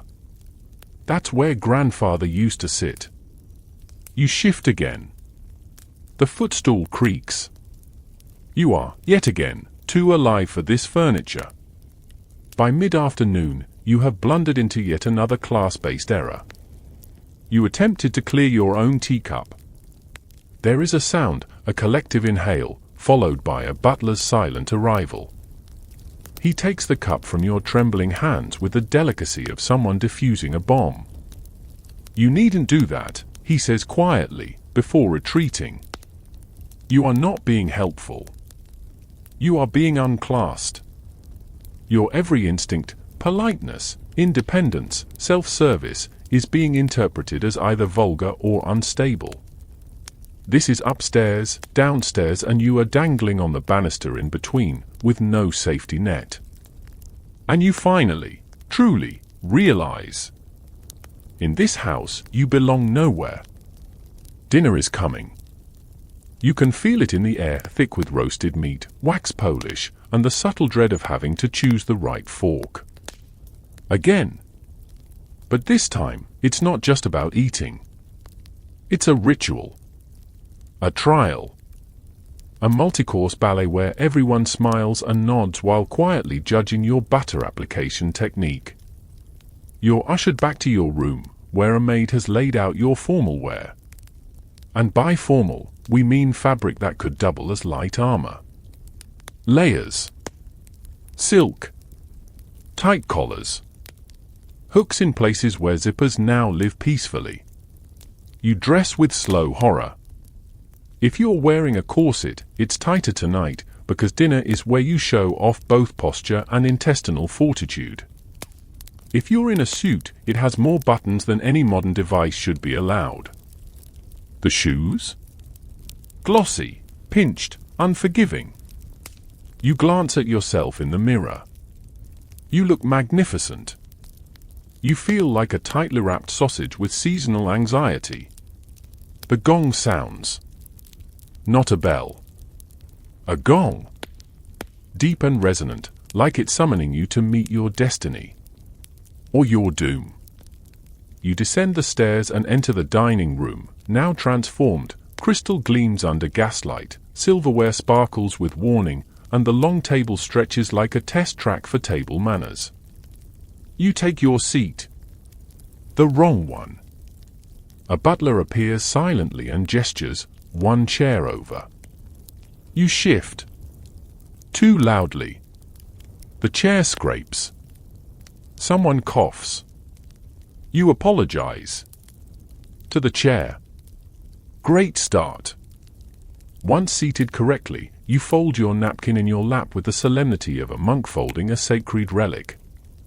Everyone else is already 3 steps ahead, water glasses filled, bread broken, small talk initiated. You reach for your glass. It's the wrong one. You reach again. Wrong again. You wait. You imitate your neighbor. You pretend you knew all along. Course 1, soup. Easy, right? No. You are not to slurp. You are not to blow. You are not to tip the bowl.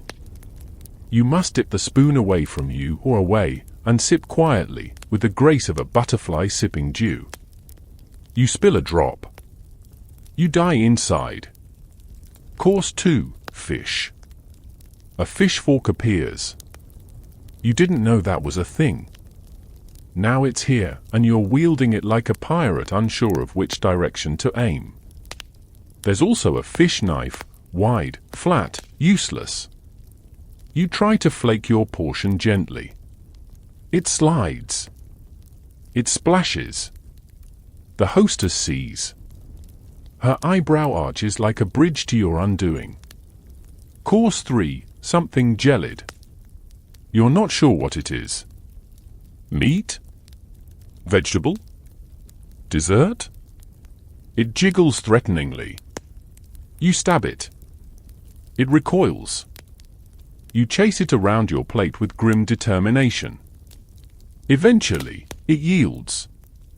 It tastes faintly of vinegar, cloves, and melancholy. Course 4, roast. Finally, real food. You think. But the gravy is rich to the point of being offensive. The potatoes are overboiled but underchewed. You bite into a turnip and feel your soul go grey. Someone's telling a hunting story. About dogs. And pheasants. And a very rude French count. You smile. You nod.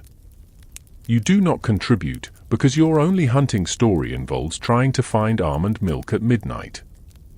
Historians still argue whether Victorian dinner rituals were meant to foster conversation or quietly reinforce dominance.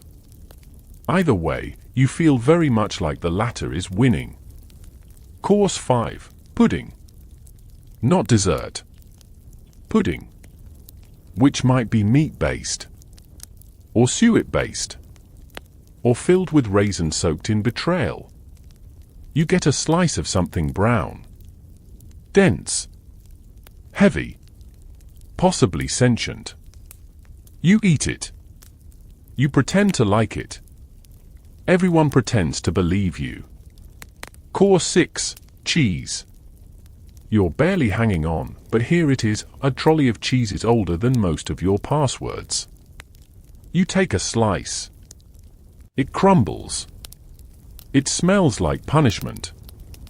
You smile bravely and chew. There's port now.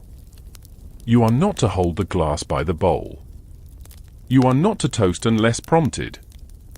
You are not to ask for water. You do all three in under 30 seconds. A quirky tidbit: Victorian dinner etiquette required that the port bottle be passed only to the left, never across the table, and certainly never backward. It was a test of breeding. You failed. Conversation turns to politics. You are not invited to contribute. Then to art.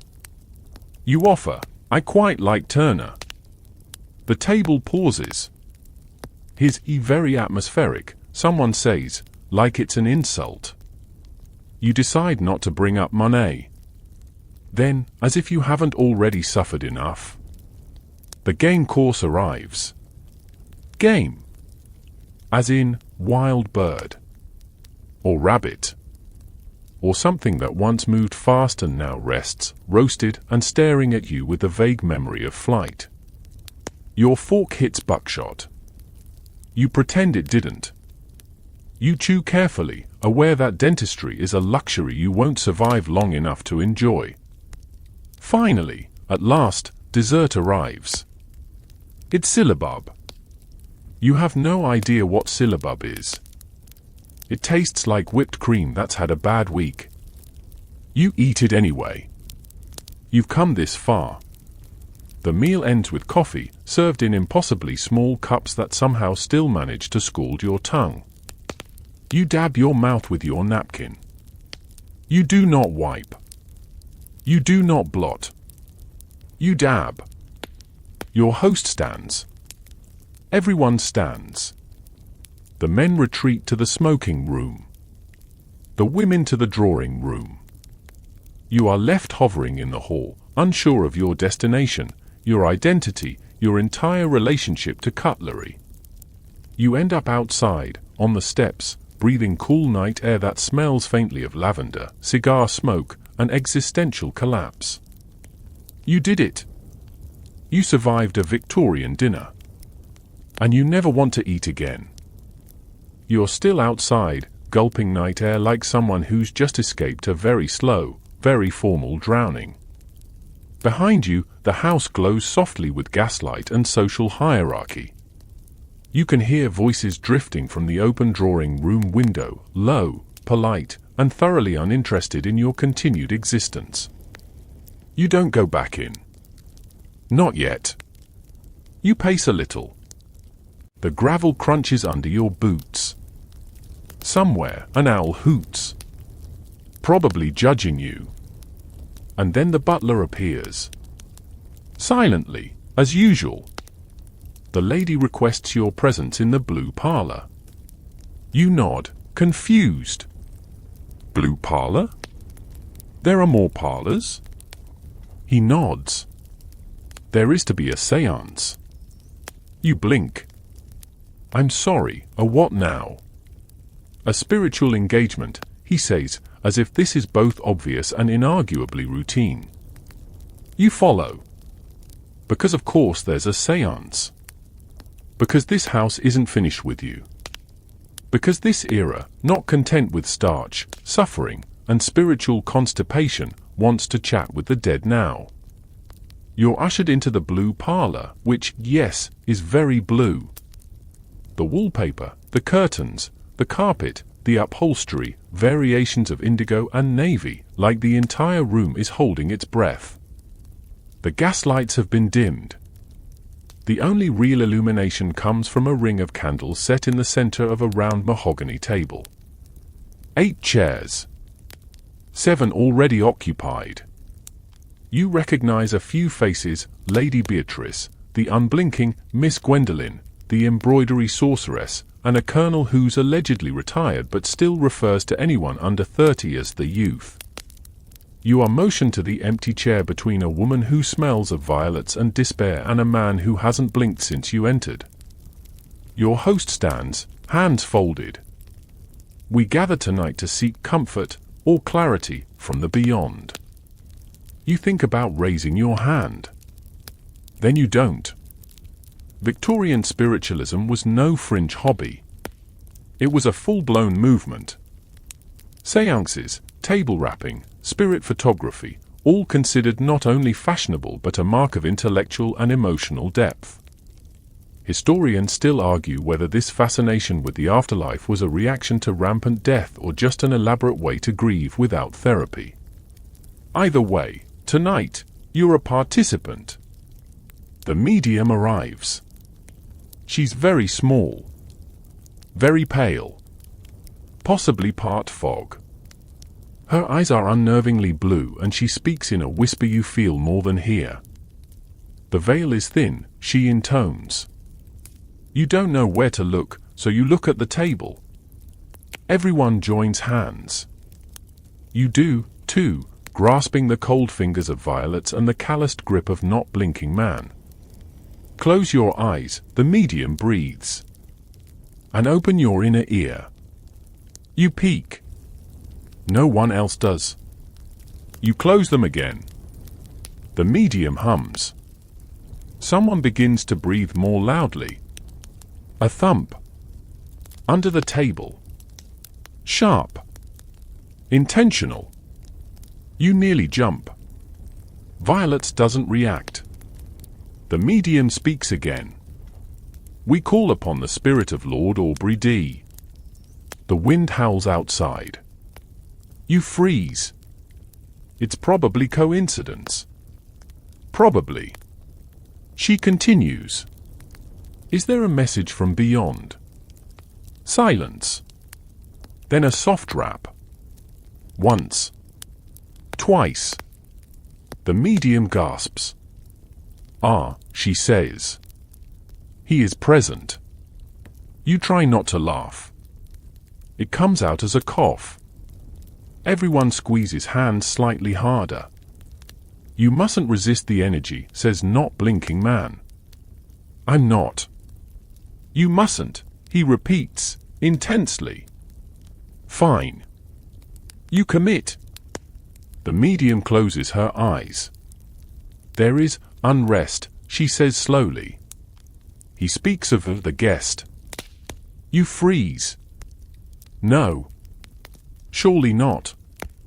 She asks too many questions, the medium whispers. She used the wrong fork. You open your eyes. Everyone is staring at you. You smile, weakly. Common error. Violet leans in. Spirits don't like when guests disturb the pattern. You have so many questions. But you don't ask them. Because now the table is trembling. Literally. It shakes. Once. Hard. You check for wires. For trickery. For showmanship. But it feels real. A quirky tidbit, Victorian séances were often somewhat theatrical. But not always fake. Some participants believed with absolute conviction. And some mediums were startlingly accurate, through intuition, or uncanny emotional radar, or perhaps just a knack for saying exactly what grieving people needed to hear.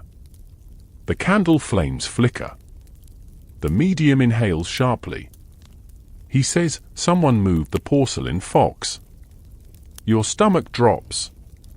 You did. Earlier. Slightly. Just to look under it. You regret everything. He says, the balance is broken. You try to speak. But the colonel shushes you with a wheezing sigh. He says, the house remembers. Oh, fantastic. Now the house is in on it. Suddenly, the medium goes still. Everyone waits. Nothing. Silence. And then, a candle sputters out. By itself. A scream. Not yours. Violet's. She faints.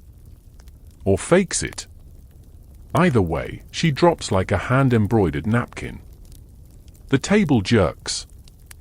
The medium slumps. Gaslight flickers back to life. It's over. Just like that. Everyone exhales and sits back. You, meanwhile, are trying to casually remember whether you've updated your will. Lady Beatrice dabs her forehead. That was enlightening. The Colonel nods. He always did hate guests. Your host claps his hands once, softly. Tea, I think. You want whiskey. Instead, you're led out into the corridor, offered weak chamomile, and told to rest your nerves. You retreat to your room, grateful to escape. But as you pass the parlor, you notice it. The porcelain fox. It's facing the other direction. You didn't move it. Not this time. You're back in your room. Again. Except now it doesn't feel like a room so much as a padded cell stitched with brocade and lace. You close the door, lean your head against the cool wood, and try to remember how many times you've questioned reality in the last 12 hours. Definitely more than your daily recommended allowance. You turn toward the bed, ready to collapse and try again tomorrow, or in your next life. But the bed is already turned down. The pitcher refilled. The fire lit. Your nightshirt laid out with the careful tenderness of someone who thinks you're dying. You blink. You didn't hear anyone enter. Didn't see anyone pass. The chambermaids are ghost-level silent. Honestly, if they were plotting a coup, you'd be overthrown before you could get one boot off. You exhale slowly and start undressing. The buttons. The layers. The underlayers. The second corset, if applicable. The cravat that seems to have fused with your soul. Once you're back in your nightshirt, long, ruffled, deeply unnecessary, you crawl into bed. It's lumpy. Still smells faintly of lavender and damp wool. You pull the blanket up and lie back, staring at the ceiling. Your eyes are heavy. Your muscles sore. And your mind? Absolutely done. You're about to drift off when you hear it. Click. A faint, distant sound. Like a door. Then, the slow, deliberate creak of floorboards. You sit up. The firelight dances across the room. Shadows shift. The curtains flutter slightly. Another click. This time closer. The hallway. You rise from bed, feet brushing the cold floor, and tiptoe to the door. You don't open it. Just press your ear to the wood. Silence. Then footsteps. Not hurried. Not stealthy. Measured. Like someone who knows this house intimately. You crack the door open. The hallway beyond is dimly lit by a single gas sconce. And there's no one there. But something's changed. You step out, quietly. The hallway feels tough. The portraits seem to be watching again. The floral wallpaper looks a shade darker than it did earlier. You wonder if it's the light. Or if you're simply losing your grip. You start to head back in, but then something moves. Down the hallway. A small shape. Darting. Almost scurrying. You freeze. A mouse? You hope it's a mouse. You follow. Because of course you do. You pass the nursery. Door cracked open just a sliver. You pause. Inside, the moonlight spills across the floor, catching on the glint of dull eyes. Dozens of them. You keep moving. The footsteps are ahead again, more deliberate now. On the stairs. You descend, every step groaning like it's gossiping about your poor choices. On the ground floor, it's colder. The fire in the drawing room has long since died. The grandfather clock ticks with cruel slowness. You hear the click again. Not upstairs. Behind you. You spin. Nothing. Then a whisper.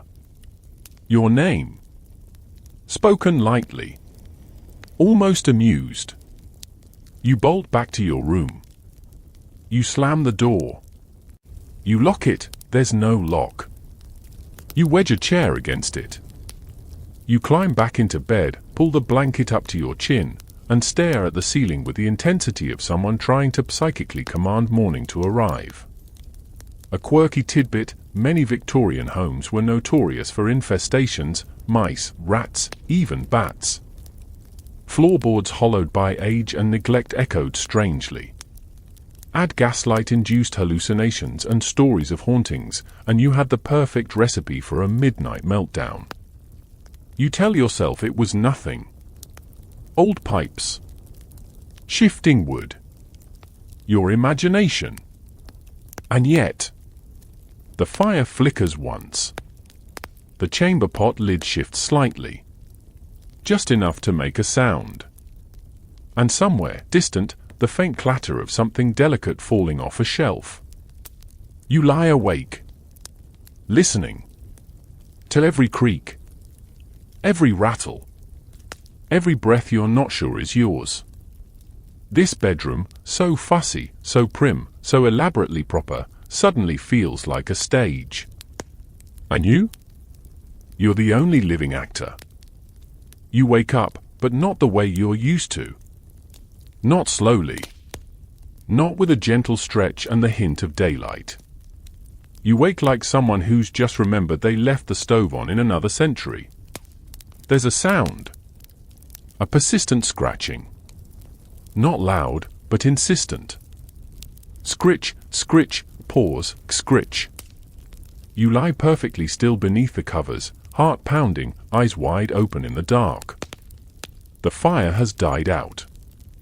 The room is cold, the air thick with that unmistakable blend of wool, wax, and now, mouse panic. Scritch. Definitely inside the wall. Or maybe the floorboards. Or the ceiling? You sit up. Slowly. You glance toward the corner where your boots sit neatly beside the washstand. Nothing. You scan the curtains, the mirror, the fireplace, still nothing. Then, scritch, scritch, scritch, scritch. It's under the bed. You swing your legs over the side, ignoring every modern instinct that says don't you dare, and kneel down. You lift the edge of the blanket. Nothing. Just darkness. And silence. You're about to sit back up when a floorboard behind you creaks. You whip around. The door remains closed. But something is different. The air feels tighter, like the walls have leaned in just a touch. You tell yourself it's just nerves, just exhaustion. But then, tap. You freeze. It's not the mouse. It's the window. You stand slowly, the cold wood of the floor chilling your feet as you creep toward the glass. Outside, the garden is bathed in fog, and the moon floats overhead like it's watching you out of professional interest. You peer through the lace curtain. Nothing. But the window pane fogs up. From the inside. You wipe it with your hand. And written there, faint but undeniable. Leave. You stumble back, heartbeat somewhere near your eardrums. You blink. Look again. Gone. You touch the glass. It's cold. Solid. You're officially losing your mind. Historians still argue whether Victorian ghost stories were rooted in genuine belief or simply a byproduct of poor insulation, bad lighting, and too many tragic poems. Whatever the cause, you're now living one. You sit on the edge of the bed, trying to steady your breathing. Maybe it was condensation. Maybe your imagination. Maybe, scritch. Right. That. The mouse, you hope, is back. You reach for the candle on your nightstand, fumble for a match. The flame flares. The shadows retreat, just a little. You crouch again, peeking beneath the bed. And then you see them. Eyes. Tiny. Reflective. Blinking. You drop the blanket. Stand. Back away. Something scrabbles underneath, fast and small. Then another sound, from above this time. The ceiling gives a soft groan. The chandelier sways just a touch, and you wonder, is this a house settling? Or something else entirely? You step toward the door. It opens by itself. You're too tired to scream. Too cold to run. So you do the only thing a guest can do in a house like this. You follow the hallway. Everything is dim. The sconces have burned low, casting long, melting shadows across the carpet runners. The grandfather clock ticks with funereal rhythm. You glance at it. 2:12 a.m. Of course. Because nothing good ever happens at 2:12 a.m. You pass the drawing room. The fire is out, but the poker lies half in the hearth, as if someone dropped it mid-stoke. The porcelain fox is facing the wall. You keep walking. A faint child's laugh echoes from upstairs. You do not investigate. Instead, you head toward the morning room. You step inside. It's dark, but moonlight spills through the tall windows, silvering the edges of every shelf and table. You notice the portrait on the wall. It wasn't there yesterday. It's a girl. Pale, straight-backed, expressionless. Wearing a white dress with puffed sleeves and holding, yes, a porcelain fox. You step closer. The plaque reads, Eleanor, 1866 to 1874. 7 years old. Gone. You swallow. Something about her eyes, they look familiar. They look like they've seen you before. A breeze lifts the lace curtain behind you. It flutters like a whisper. And then, in the silence, scritch. Not under the bed. Not in the wall. Right behind you. You turn. Nothing. But now, you can feel it, the absolute, unmistakable sense of being watched. You back out of the room. Down the hallway. Up the stairs. Back into your bedroom, where the bed now looks less like a place to rest and more like a very polite trap. You climb in anyway. You pull the blanket to your chin. You blow out the candle. And you lie there, eyes open, listening. Scritch. Tap. Whisper. Eventually, the clock chimes 3. And you're still awake. Still listening. Still pretending you're not counting how many hours you have left. You're not sure if you ever truly fell asleep. Maybe you did, briefly, in the liminal space between dread and discomfort. But when the sun finally starts to seep into your room like a cautious apology, you don't feel rested. You feel like you've aged 15 years and none of them improved your posture. You sit up slowly, half expecting to see a ghost perched at the foot of your bed, sipping tea and judging your slouch. But no. Just the usual, cold washstand, stiff sponge, and an atmosphere that smells faintly of burnt toast and unresolved ancestral trauma. You rise, begin the ritual of freshening up. Your joints pop. Your cravat has become a serpent again, coiling around your neck with vintage malice. You brush your teeth with the chalky death powder. You sniff the sponge and put it back down. Not today, see sponge. Not today. And then you lie back in bed. Because your body is rebelling. Your limbs ache. Your back is sore. You're convinced your lungs have folded in on themselves from a combination of corsetry, bad posture, and emotional suppression. Your mattress feels harder today. Less like antique charm and more like this was once a sack of barley. The sheets are still crisp, but now they're also damp. Not wet, exactly. Just ambiently moist. You shift. You try to find a comfortable position. There isn't one. The pillow has developed a mysterious divot in the exact shape of your regret. You attempt to nap, or at least fake nap, but your body has entered a new phase of rebellion. Every muscle is stiff. Every joint clicks like an old clock. You begin to suspect this bed was designed not to comfort, but to flatten the spirit. You toss to your side. The blanket doesn't move with you. It stays heavy and stiff, like a Victorian aunt who disapproves of your lifestyle. You pull at it. It resists. You win, eventually, but at the cost of your dignity and possibly a hernia. You try to curl up. You can't. The bed is narrow, and your nightshirt feels like it was tailored by a sleep-hating librarian. You lie flat again. And the springs beneath you speak. BRRNGNK. You freeze. You shift slightly. THRNKKK.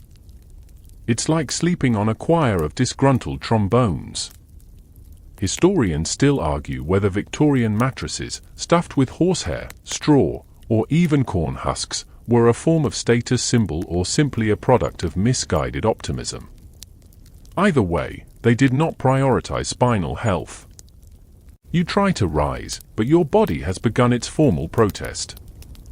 Your hips creak. Your knees snap. You let out a sound. Not a groan. Not a sigh. More of a whimper. You swing your legs over the edge, and your feet hit the floorboards with the enthusiasm of a wet dish rag. You attempt to stand fully upright. Your back says, no. You stay hunched. You shuffle to the washstand and splash cold water on your face in a last-ditch attempt to rejoin the living. It doesn't work. The water bites like a lemon-soaked insult. You dry your face on the towel. It exfoliates aggressively. Then you notice the mirror. You look like a haunted undertaker. Your hair oily, flat, macassared to oblivion. Your skin pale and splotchy like a decorative scone. Your eyes two orbs of quiet rebellion, screaming hot shower in 6 languages. The bed, behind you, waits. Not inviting. Just looming. A quirky tidbit, Victorian pillows were often filled with feathers, which sound soft until you remember they were rarely cleaned, occasionally infested, and often shared among guests. Your pillow may have hosted a duke. Or a rat. You sit again. The mattress huffs in protest. You consider staying here all day. But then you hear it. The bell. That infernal, gentle chime. The summons. Breakfast. Of course. Because even in this house, where the walls scratch and the dolls wink, social custom does not sleep. You dress slowly, every movement like a bad yoga pose. You button. You tug. You grimace. Your shoes don't fit quite right anymore. Not because they've changed. Because your feet are swollen. From walking. From standing. From Victorianism. You hobble toward the door, take a last look at the bed, the enemy you didn't expect. It appears innocent now. Made. Neat. Tidy. A trap reset. You close the door softly behind you, wincing with every step. And as you descend the stairs, gripping the banister like a lifeline, you whisper to yourself, I would trade every single antimacassar in this house for one modern mattress and a heating pad. And somewhere behind you, the bed probably smirks. It starts with a sniffle. Just a little one, soft, unassuming. Could be the dust. Could be leftover lavender. Could be the trauma of that mattress pressing the life out of your sinuses. But it's not. You sniffle again. Then comes the tickle. That evil little spark at the back of your throat. You try to cough quietly, discreetly. A polite, Victorian-sounding cough. Something that says, "Oh, it's nothing at all, just a flutter in the lungs."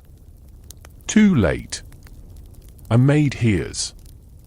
You're not sure how, maybe she's trained to detect illness the way bloodhounds smell guilt, but she appears instantly with a look of quiet alarm and a basin of water. She does not speak. She simply places the basin by the bed and vanishes again like a disapproving vapor. You sit there blinking. You didn't ask for help. But help has arrived. And now, so has the sickness. You cough again. And sneeze. That's all it takes. You're officially unwell. The house responds like a well-rehearsed play. Within the hour, your day clothes are whisked away. Your breakfast is denied. You're confined to your room. You're being treated.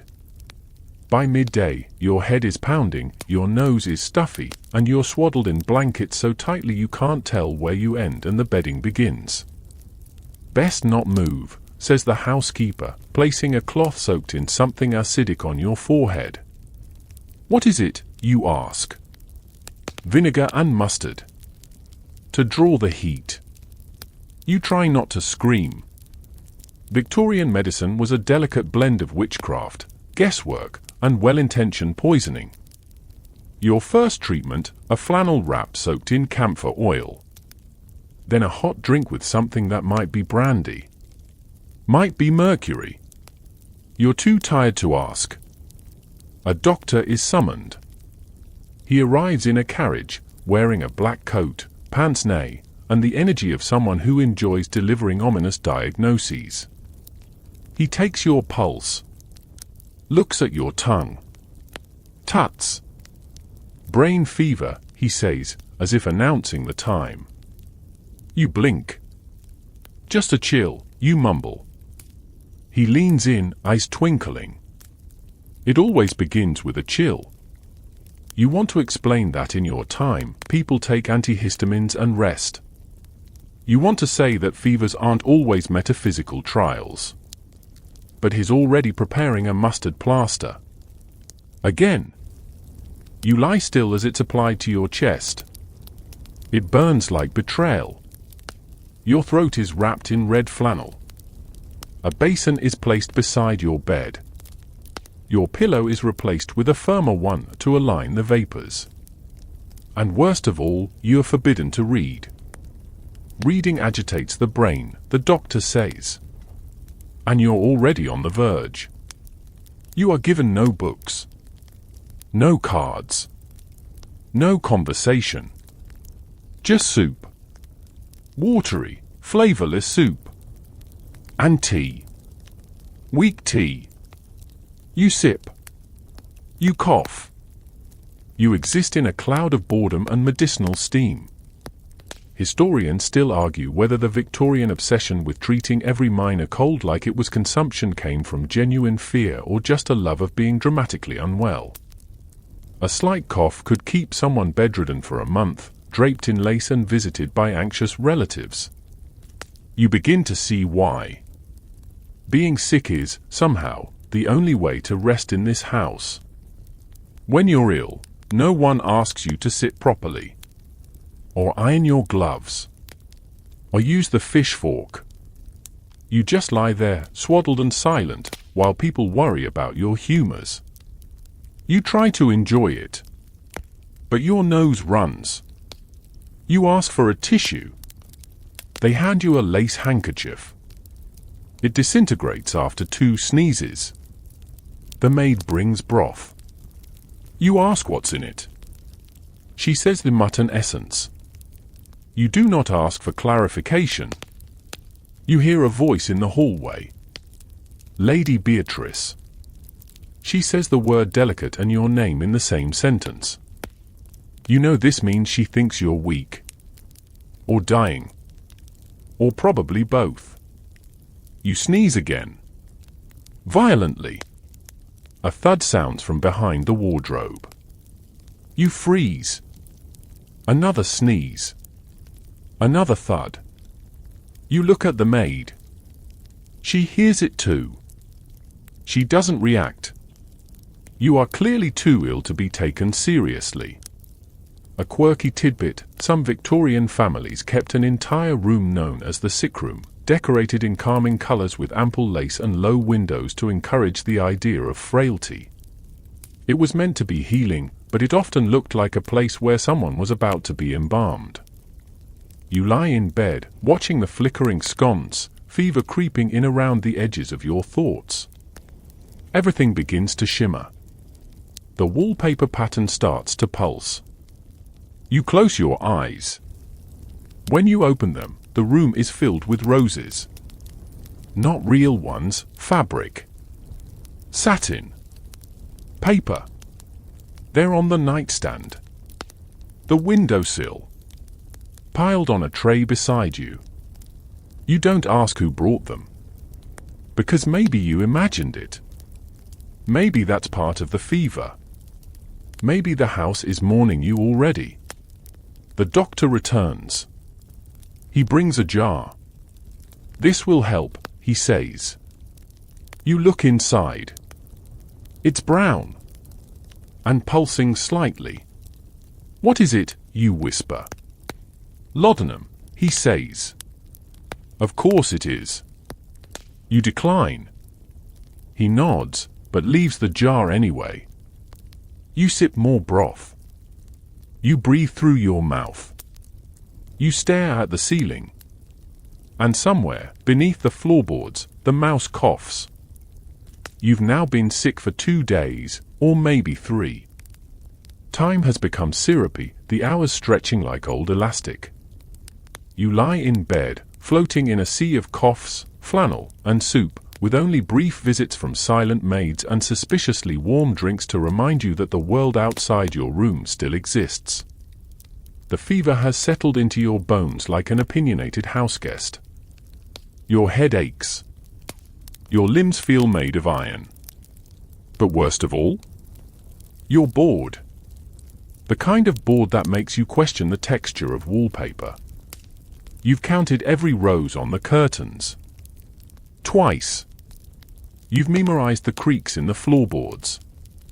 You've composed a tragic poem in your head titled "Ode to My Left Nostril, Now Clogged." And still, no books. You ask again. The maid smiles, patting your arm as if you've asked to go outside and dance with devils. Doctor's orders, she whispers. You try to sit up, just to rebel. You get halfway before your corset, or your kidneys, protests and you collapse backward. The doctor returns that afternoon. He's cheerier now, probably because he thinks you're not going to die. He checks your pulse. Listens to your chest. Recommends leeches, just in case. You decline. Firmly. He chuckles. Stubbornness is a sign of returning health. You want to throw your chamber pot at him. You don't, because you're too weak and also it's full. You are given a boiled onion compress. It's tied around your throat like a scarf from a salad-themed opera. It smells like despair and ancient soup. Victorian medicine, aggressively aromatic. Historians still argue whether such remedies were placebo comfort or earnest attempts to heal. Most likely, it was both the little belief, a little biochemistry, and a whole lot of sweating it out. And sweat you do. The fireplace is roaring. You're buried under quilts, most of which seem to be filled with feathers, wool, and a low-key desire to suffocate you. Your skin sticks to the sheets. You rotate your body like a rotisserie chicken, trying to regulate the heat. You ask for water. They bring you barley water. You ask again. They add lemon. You give up. Outside your room, life continues. You hear the house groaning under its own structure. Doors opening. Footsteps on the stairs. Laughter once. Short, clipped. The kind of laugh someone makes when they've successfully insulted a cousin without getting caught. Someone walks past humming. It's that melody again. The one you don't recognize, but that's been drifting through the house since the séance. You ask the maid. She freezes. I haven't heard anything, she lies, and then quickly changes your compress with hands that are now trembling slightly. A quirky tidbit: Victorians believed that illness made one more sensitive to the spirit world. Fevered hallucinations were sometimes interpreted as second sight. A brush with death? A window to the beyond. You're starting to believe it. Because now, when you close your eyes, you see her. The little girl from the portrait. Eleanor. White dress. Pale hands. Holding the fox. Sometimes she's sitting at the foot of your bed. Sometimes she's in the corner, watching. Once, just once, you saw her reflected in the washstand mirror, even though she wasn't in the room. You try not to blink when that happens. You try to stay awake.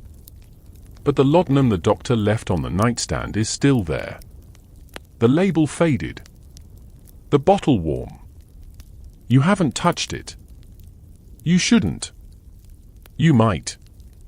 You don't. Instead, you sip more broth and try to hum to yourself. It's the wrong tune. It turns into her tune. You stop. The next morning, you wake feeling slightly better. You can breathe. A bit. You try to sit up. And you do. Victory. The maid finds you with your feet on the floor, squinting toward the window like someone rediscovering sunlight. She gasps. You shouldn't be out of bed. You assure her it's okay. She rushes off, presumably to tell the household that you've either recovered or are about to go full poltergeist. You rise. Slowly. Your legs shake. Your spine protests. But you stand. And you walk. Barefoot. Across the cold wood floor. To the window. You open it. The breeze hits you like a letter from a sane world. It smells like earth. And tea roses.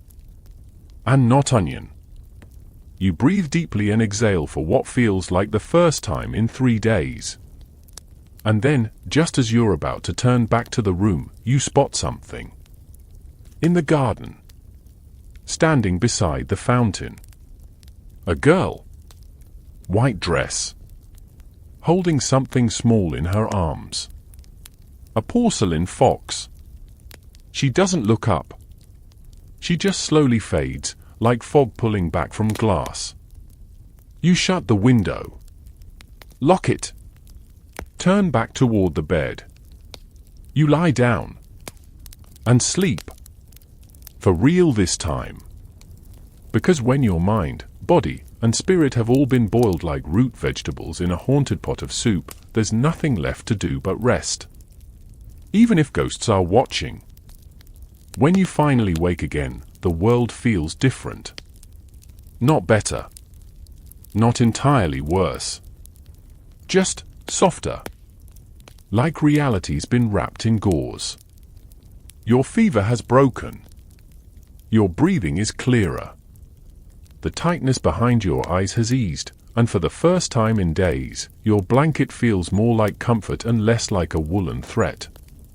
The maid arrives with a tray, toast, poached egg, and, a miracle of miracles, a proper cup of tea. No lemon. No barley. No medicinal weirdness. Just tea. You sip it with reverence, like it might bless your sinuses forever. You're to take fresh air today, the maid announces. You blink. Outside. She nods, her expression cautiously hopeful. The doctor recommends it. You're not sure if it's because you're healed or because they've decided you're no longer contagious, but you'll take it. Anything to escape the room that now smells vaguely of onions, despair, and your own sickbed metaphysics. You dress slowly, carefully. Your joints are still reluctant. Your spine still haunted by the ghost of that mattress. But the layers go on: chemise, shirt, waistcoat, outer dress or coat, depending on your assigned fashion fate. You check the mirror and see a pale version of yourself. Eye sunken. Hair a mess. But upright. Mobile. Less cursed. Down the stairs you go. Step by step. The house greets you with its usual groans and floral wallpaper. The maids nod subtly as you pass, like you've survived some unspoken rite of passage. Or just weren't expected to recover. Outside, the garden awaits. You step through the back doors and are immediately struck by light. Soft, filtered light through English mist. The kind of sunlight that can't quite commit. It touches everything with a gentle indifference. The roses have bloomed. The grass is damp but alive. Birds call, distantly, as if warning each other that the sickly ghost guest is on the loose. You walk the gravel path slowly. 1 foot. Then the other. Your legs tremble, your breath still shallow, but each step feels like progress. Like penance for every mouthful of broth you didn't ask for. You follow the path toward the fountain. Yes, that fountain. The one where you saw her. It's quiet now. Still. Water trickling gently. No Eleanor. No fox. Just the sound of breeze and water and the whisper of your own recovery. You find a bench and sit. You let your body rest, properly this time, in air that isn't thick with camphor and silent judgment. And you reflect on how utterly fragile life was here. One sneeze, and suddenly the whole household pivots. There's no power through it mentality. No tissues in every pocket. No antibiotics. Just flannel. Prayers. Hot drinks and cold dread. Historians still argue whether Victorian health culture was rooted more in fear of contagion or in the societal obsession with visible suffering. There was dignity in frailty, especially for women. To be pale and delicate meant to be feminine. But heaven help you if you were too ill, then you were inconvenient. You watch a bee struggle with a rose petal. Even the insects seem dramatic here. You stay outside for nearly an hour. Breathing. Feeling your body remember itself. You pass the sundial. It's wrong, obviously. Cloudy sky, no sun. But it still stands, proudly declaring a time it cannot prove. Like most things in this house. You return to the house eventually, feet damp, shoes ruined, and soul slightly steadier. You're ushered to the morning room, freshly rearranged, because of course it is. There's a light lunch, cold chicken, cucumber sandwiches, and yet more tea. You eat slowly, chewing like someone who's still not entirely convinced this food isn't laced with fennel or a moral lesson. Lady Beatrice enters briefly, pauses when she sees you. You're up, she says, surprised. I am. You look less ghostly. Thank you. She glides past you to select a scone and does not ask how you're feeling. Which, in Victorian terms, is essentially a hug. Later, you pass by the drawing room and notice the portrait is gone. Eleanor. Vanished. You stop. You ask a footman, wasn't there a painting here? He frowns politely. Which painting? The girl. White dress. Porcelain fox. He smiles. That sounds like a child's book, sir. You don't respond. You just keep walking. The room smells faintly of roses. That evening, you retire early. Your body still aches, but in that satisfying way that suggests healing rather than collapse. You light a candle yourself, hand still slightly shaky, and watch its flicker dance across the ceiling. You feel proud. Weirdly so. You got sick. You endured. You weren't bled. You avoided leeches. You survived the mustard. You survived Victorian illness. And now, as the wind picks up outside and the house settles for the night, you pull the blanket over your shoulders and whisper to the darkness. Nice try. Just loud enough for any ghost still listening. It's well past midnight when you open your eyes. You didn't hear anything, exactly. Not a bang or a whisper or a late-night scandal in the hallway. No. It was the feeling again, that gentle pressure on your chest, like someone trying to read your thoughts through your ribcage. You sit up, heart already racing, candle still burning low on the side table. The shadows in the room stretch like they've been waiting for you to stir. Everything looks the same. And also, not. You rub your eyes. Blink twice. There, in the far corner of the room, tucked neatly beside the washstand, is a doll. One you've never seen before. You didn't notice it when you came in. Didn't see it during your earlier victorious changing of the nightshirt ceremony. But it's here now. Porcelain skin. Painted cheeks.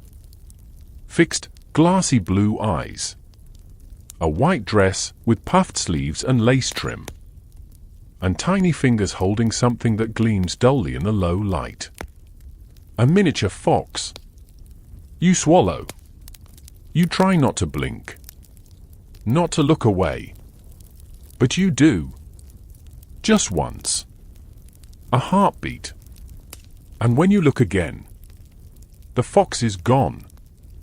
The doll's arms are empty. You don't scream.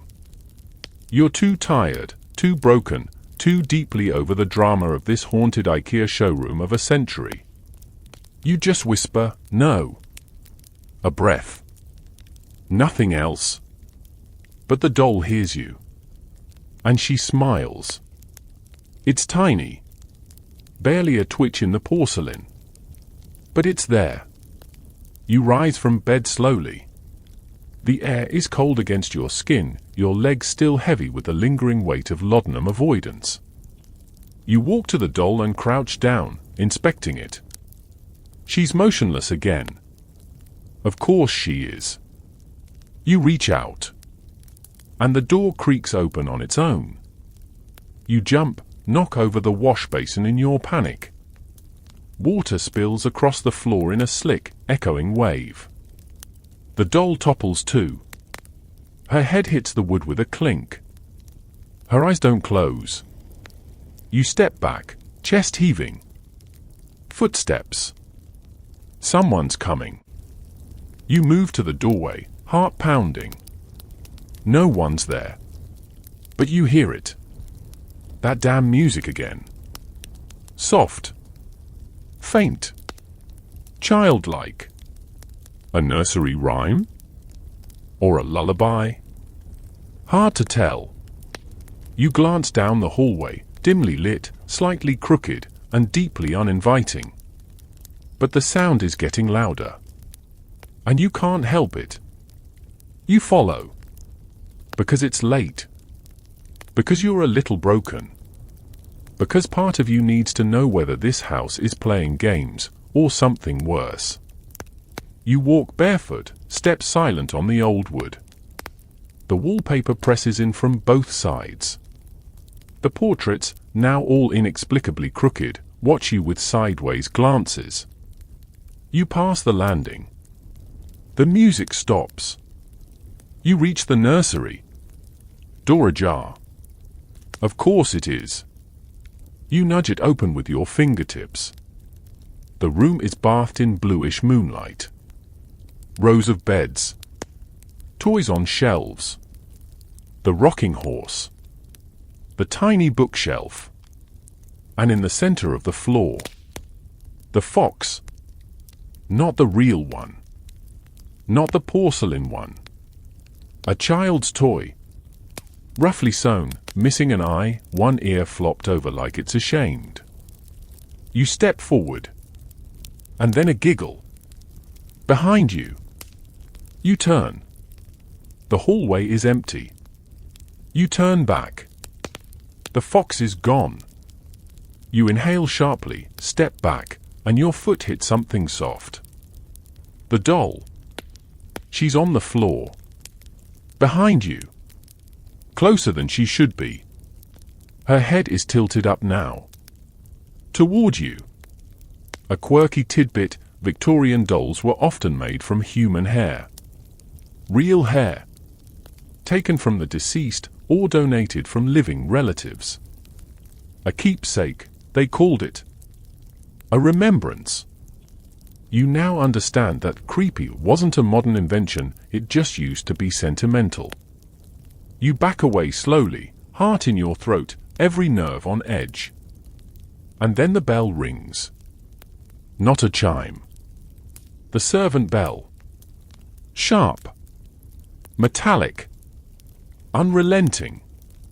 It echoes through the house, bouncing off walls and into your skull. Ding. Ding. Ding. You run. Down the hallway. Past the crooked portraits. Back to your room. Slam the door. Lock it. Wait. There is no lock. You shove a chair beneath the handle. Classic. Reliable. You turn to face the room. The doll is on your pillow. You fall to the floor. Laugh. Just a little. Not from joy. From the exhaustion of knowing that nothing in this house is okay. You pick her up with shaking hands and place her gently inside the nightstand drawer. You close it. Tightly. You slide into bed. Cover your head. And pray. Not out loud. Just mentally. To whatever gods, spirits, or extremely overworked housemaids are listening. You stare into the darkness, half expecting to see her face again. But nothing comes. Just silence. And the faintest hum of that lullaby coming from inside the drawer. You're done. No, really, you're at the emotional version of leaning against a brick wall in the rain with no umbrella and whispering, please. No more porcelain. The house, of course, doesn't care. Morning arrives in its usual passive-aggressive manner, two bright lights slipping through dusty lace curtains, gaslight sconces snuffing out like disappointed sighs, and that ever-present creak of timber adjusting to the weight of another haunted day. You're up early. You didn't sleep much. Who could, with a drawer humming lullabies? You open it first thing. It's empty. The doll is gone. Of course it is. You don't scream. You just close the drawer very, very slowly and tell yourself today will be normal. Calm. Completely free of haunted heirlooms and missing ghost children. You dress in silence, avoiding the mirror, because let's be honest, something's always in the mirror now. You navigate the buttons and hooks with the skill of someone who's aged a decade in 48 hours. You look down at your shoes and sigh. They hate you, but you wear them anyway. You descend the staircase one creaking step at a time. Something's different. The house is quiet. Not peaceful. Still. You reach the foyer. No butler. No maid. No footman pretending not to see you. Just air that smells faintly of damp velvet and anticipation. You peek into the drawing room. Empty. No fire. No piano music. No Lady Beatrice flicking through a worn book of hymns and side eyes. You call out. Nothing. The house is empty. You search, gently at first, then more urgently. Sitting room. Empty. Breakfast room. Untouched. Library. Cold. You check the guest ledger in the front hall. Every name scratched out but yours. You laugh. Once. Quietly. Then the front door creaks open. You didn't touch it. A breeze floats in, cool, floral, not entirely unfriendly. You step outside onto the gravel path. The garden looks the same. Roses nod in the wind. The fountain bubbles lazily. And then you see it. The carriage. Waiting. Horse snorting. Door open. Your escape. You hesitate. Why? You don't know. You just do. Then you hear the crunch of footsteps behind you. Slow. Measured. You turn. No one. But you feel it. A presence. The house. Watching. Not pleading. Not threatening. Just watching. Historians still argue whether Victorian architecture was designed to contain spirits or invite them. High ceilings, echoing corridors, rooms within rooms, all suggest a structure both proud and possessed. You take one step toward the carriage. And stop. Because on the gravel, beside the wheel, is a tiny object. You kneel. Pick it up. A porcelain fox. You stare at it for a long time. Then you climb into the carriage. The door closes behind you with a gentle click. The coachman doesn't speak. The horses move. You don't look back. Not even once. You don't ask questions. You don't need answers. Because you made it. You survived. 24 hours in a Victorian house. Barely. And as the house disappears into the morning mist, the last thing you see is a white dress barely visible behind the topiary. Watching you go. You don't speak during the ride. The coach rocks gently down the gravel path, wheels clicking softly like they're whispering a lullaby in Morse code. Trees pass by. Mist coils around the edges of the road. The sky is that perfect shade of non-committal grey, somewhere between storm and surrender. You glance out the window, half expecting to see the house again, looming on a distant hill. But no.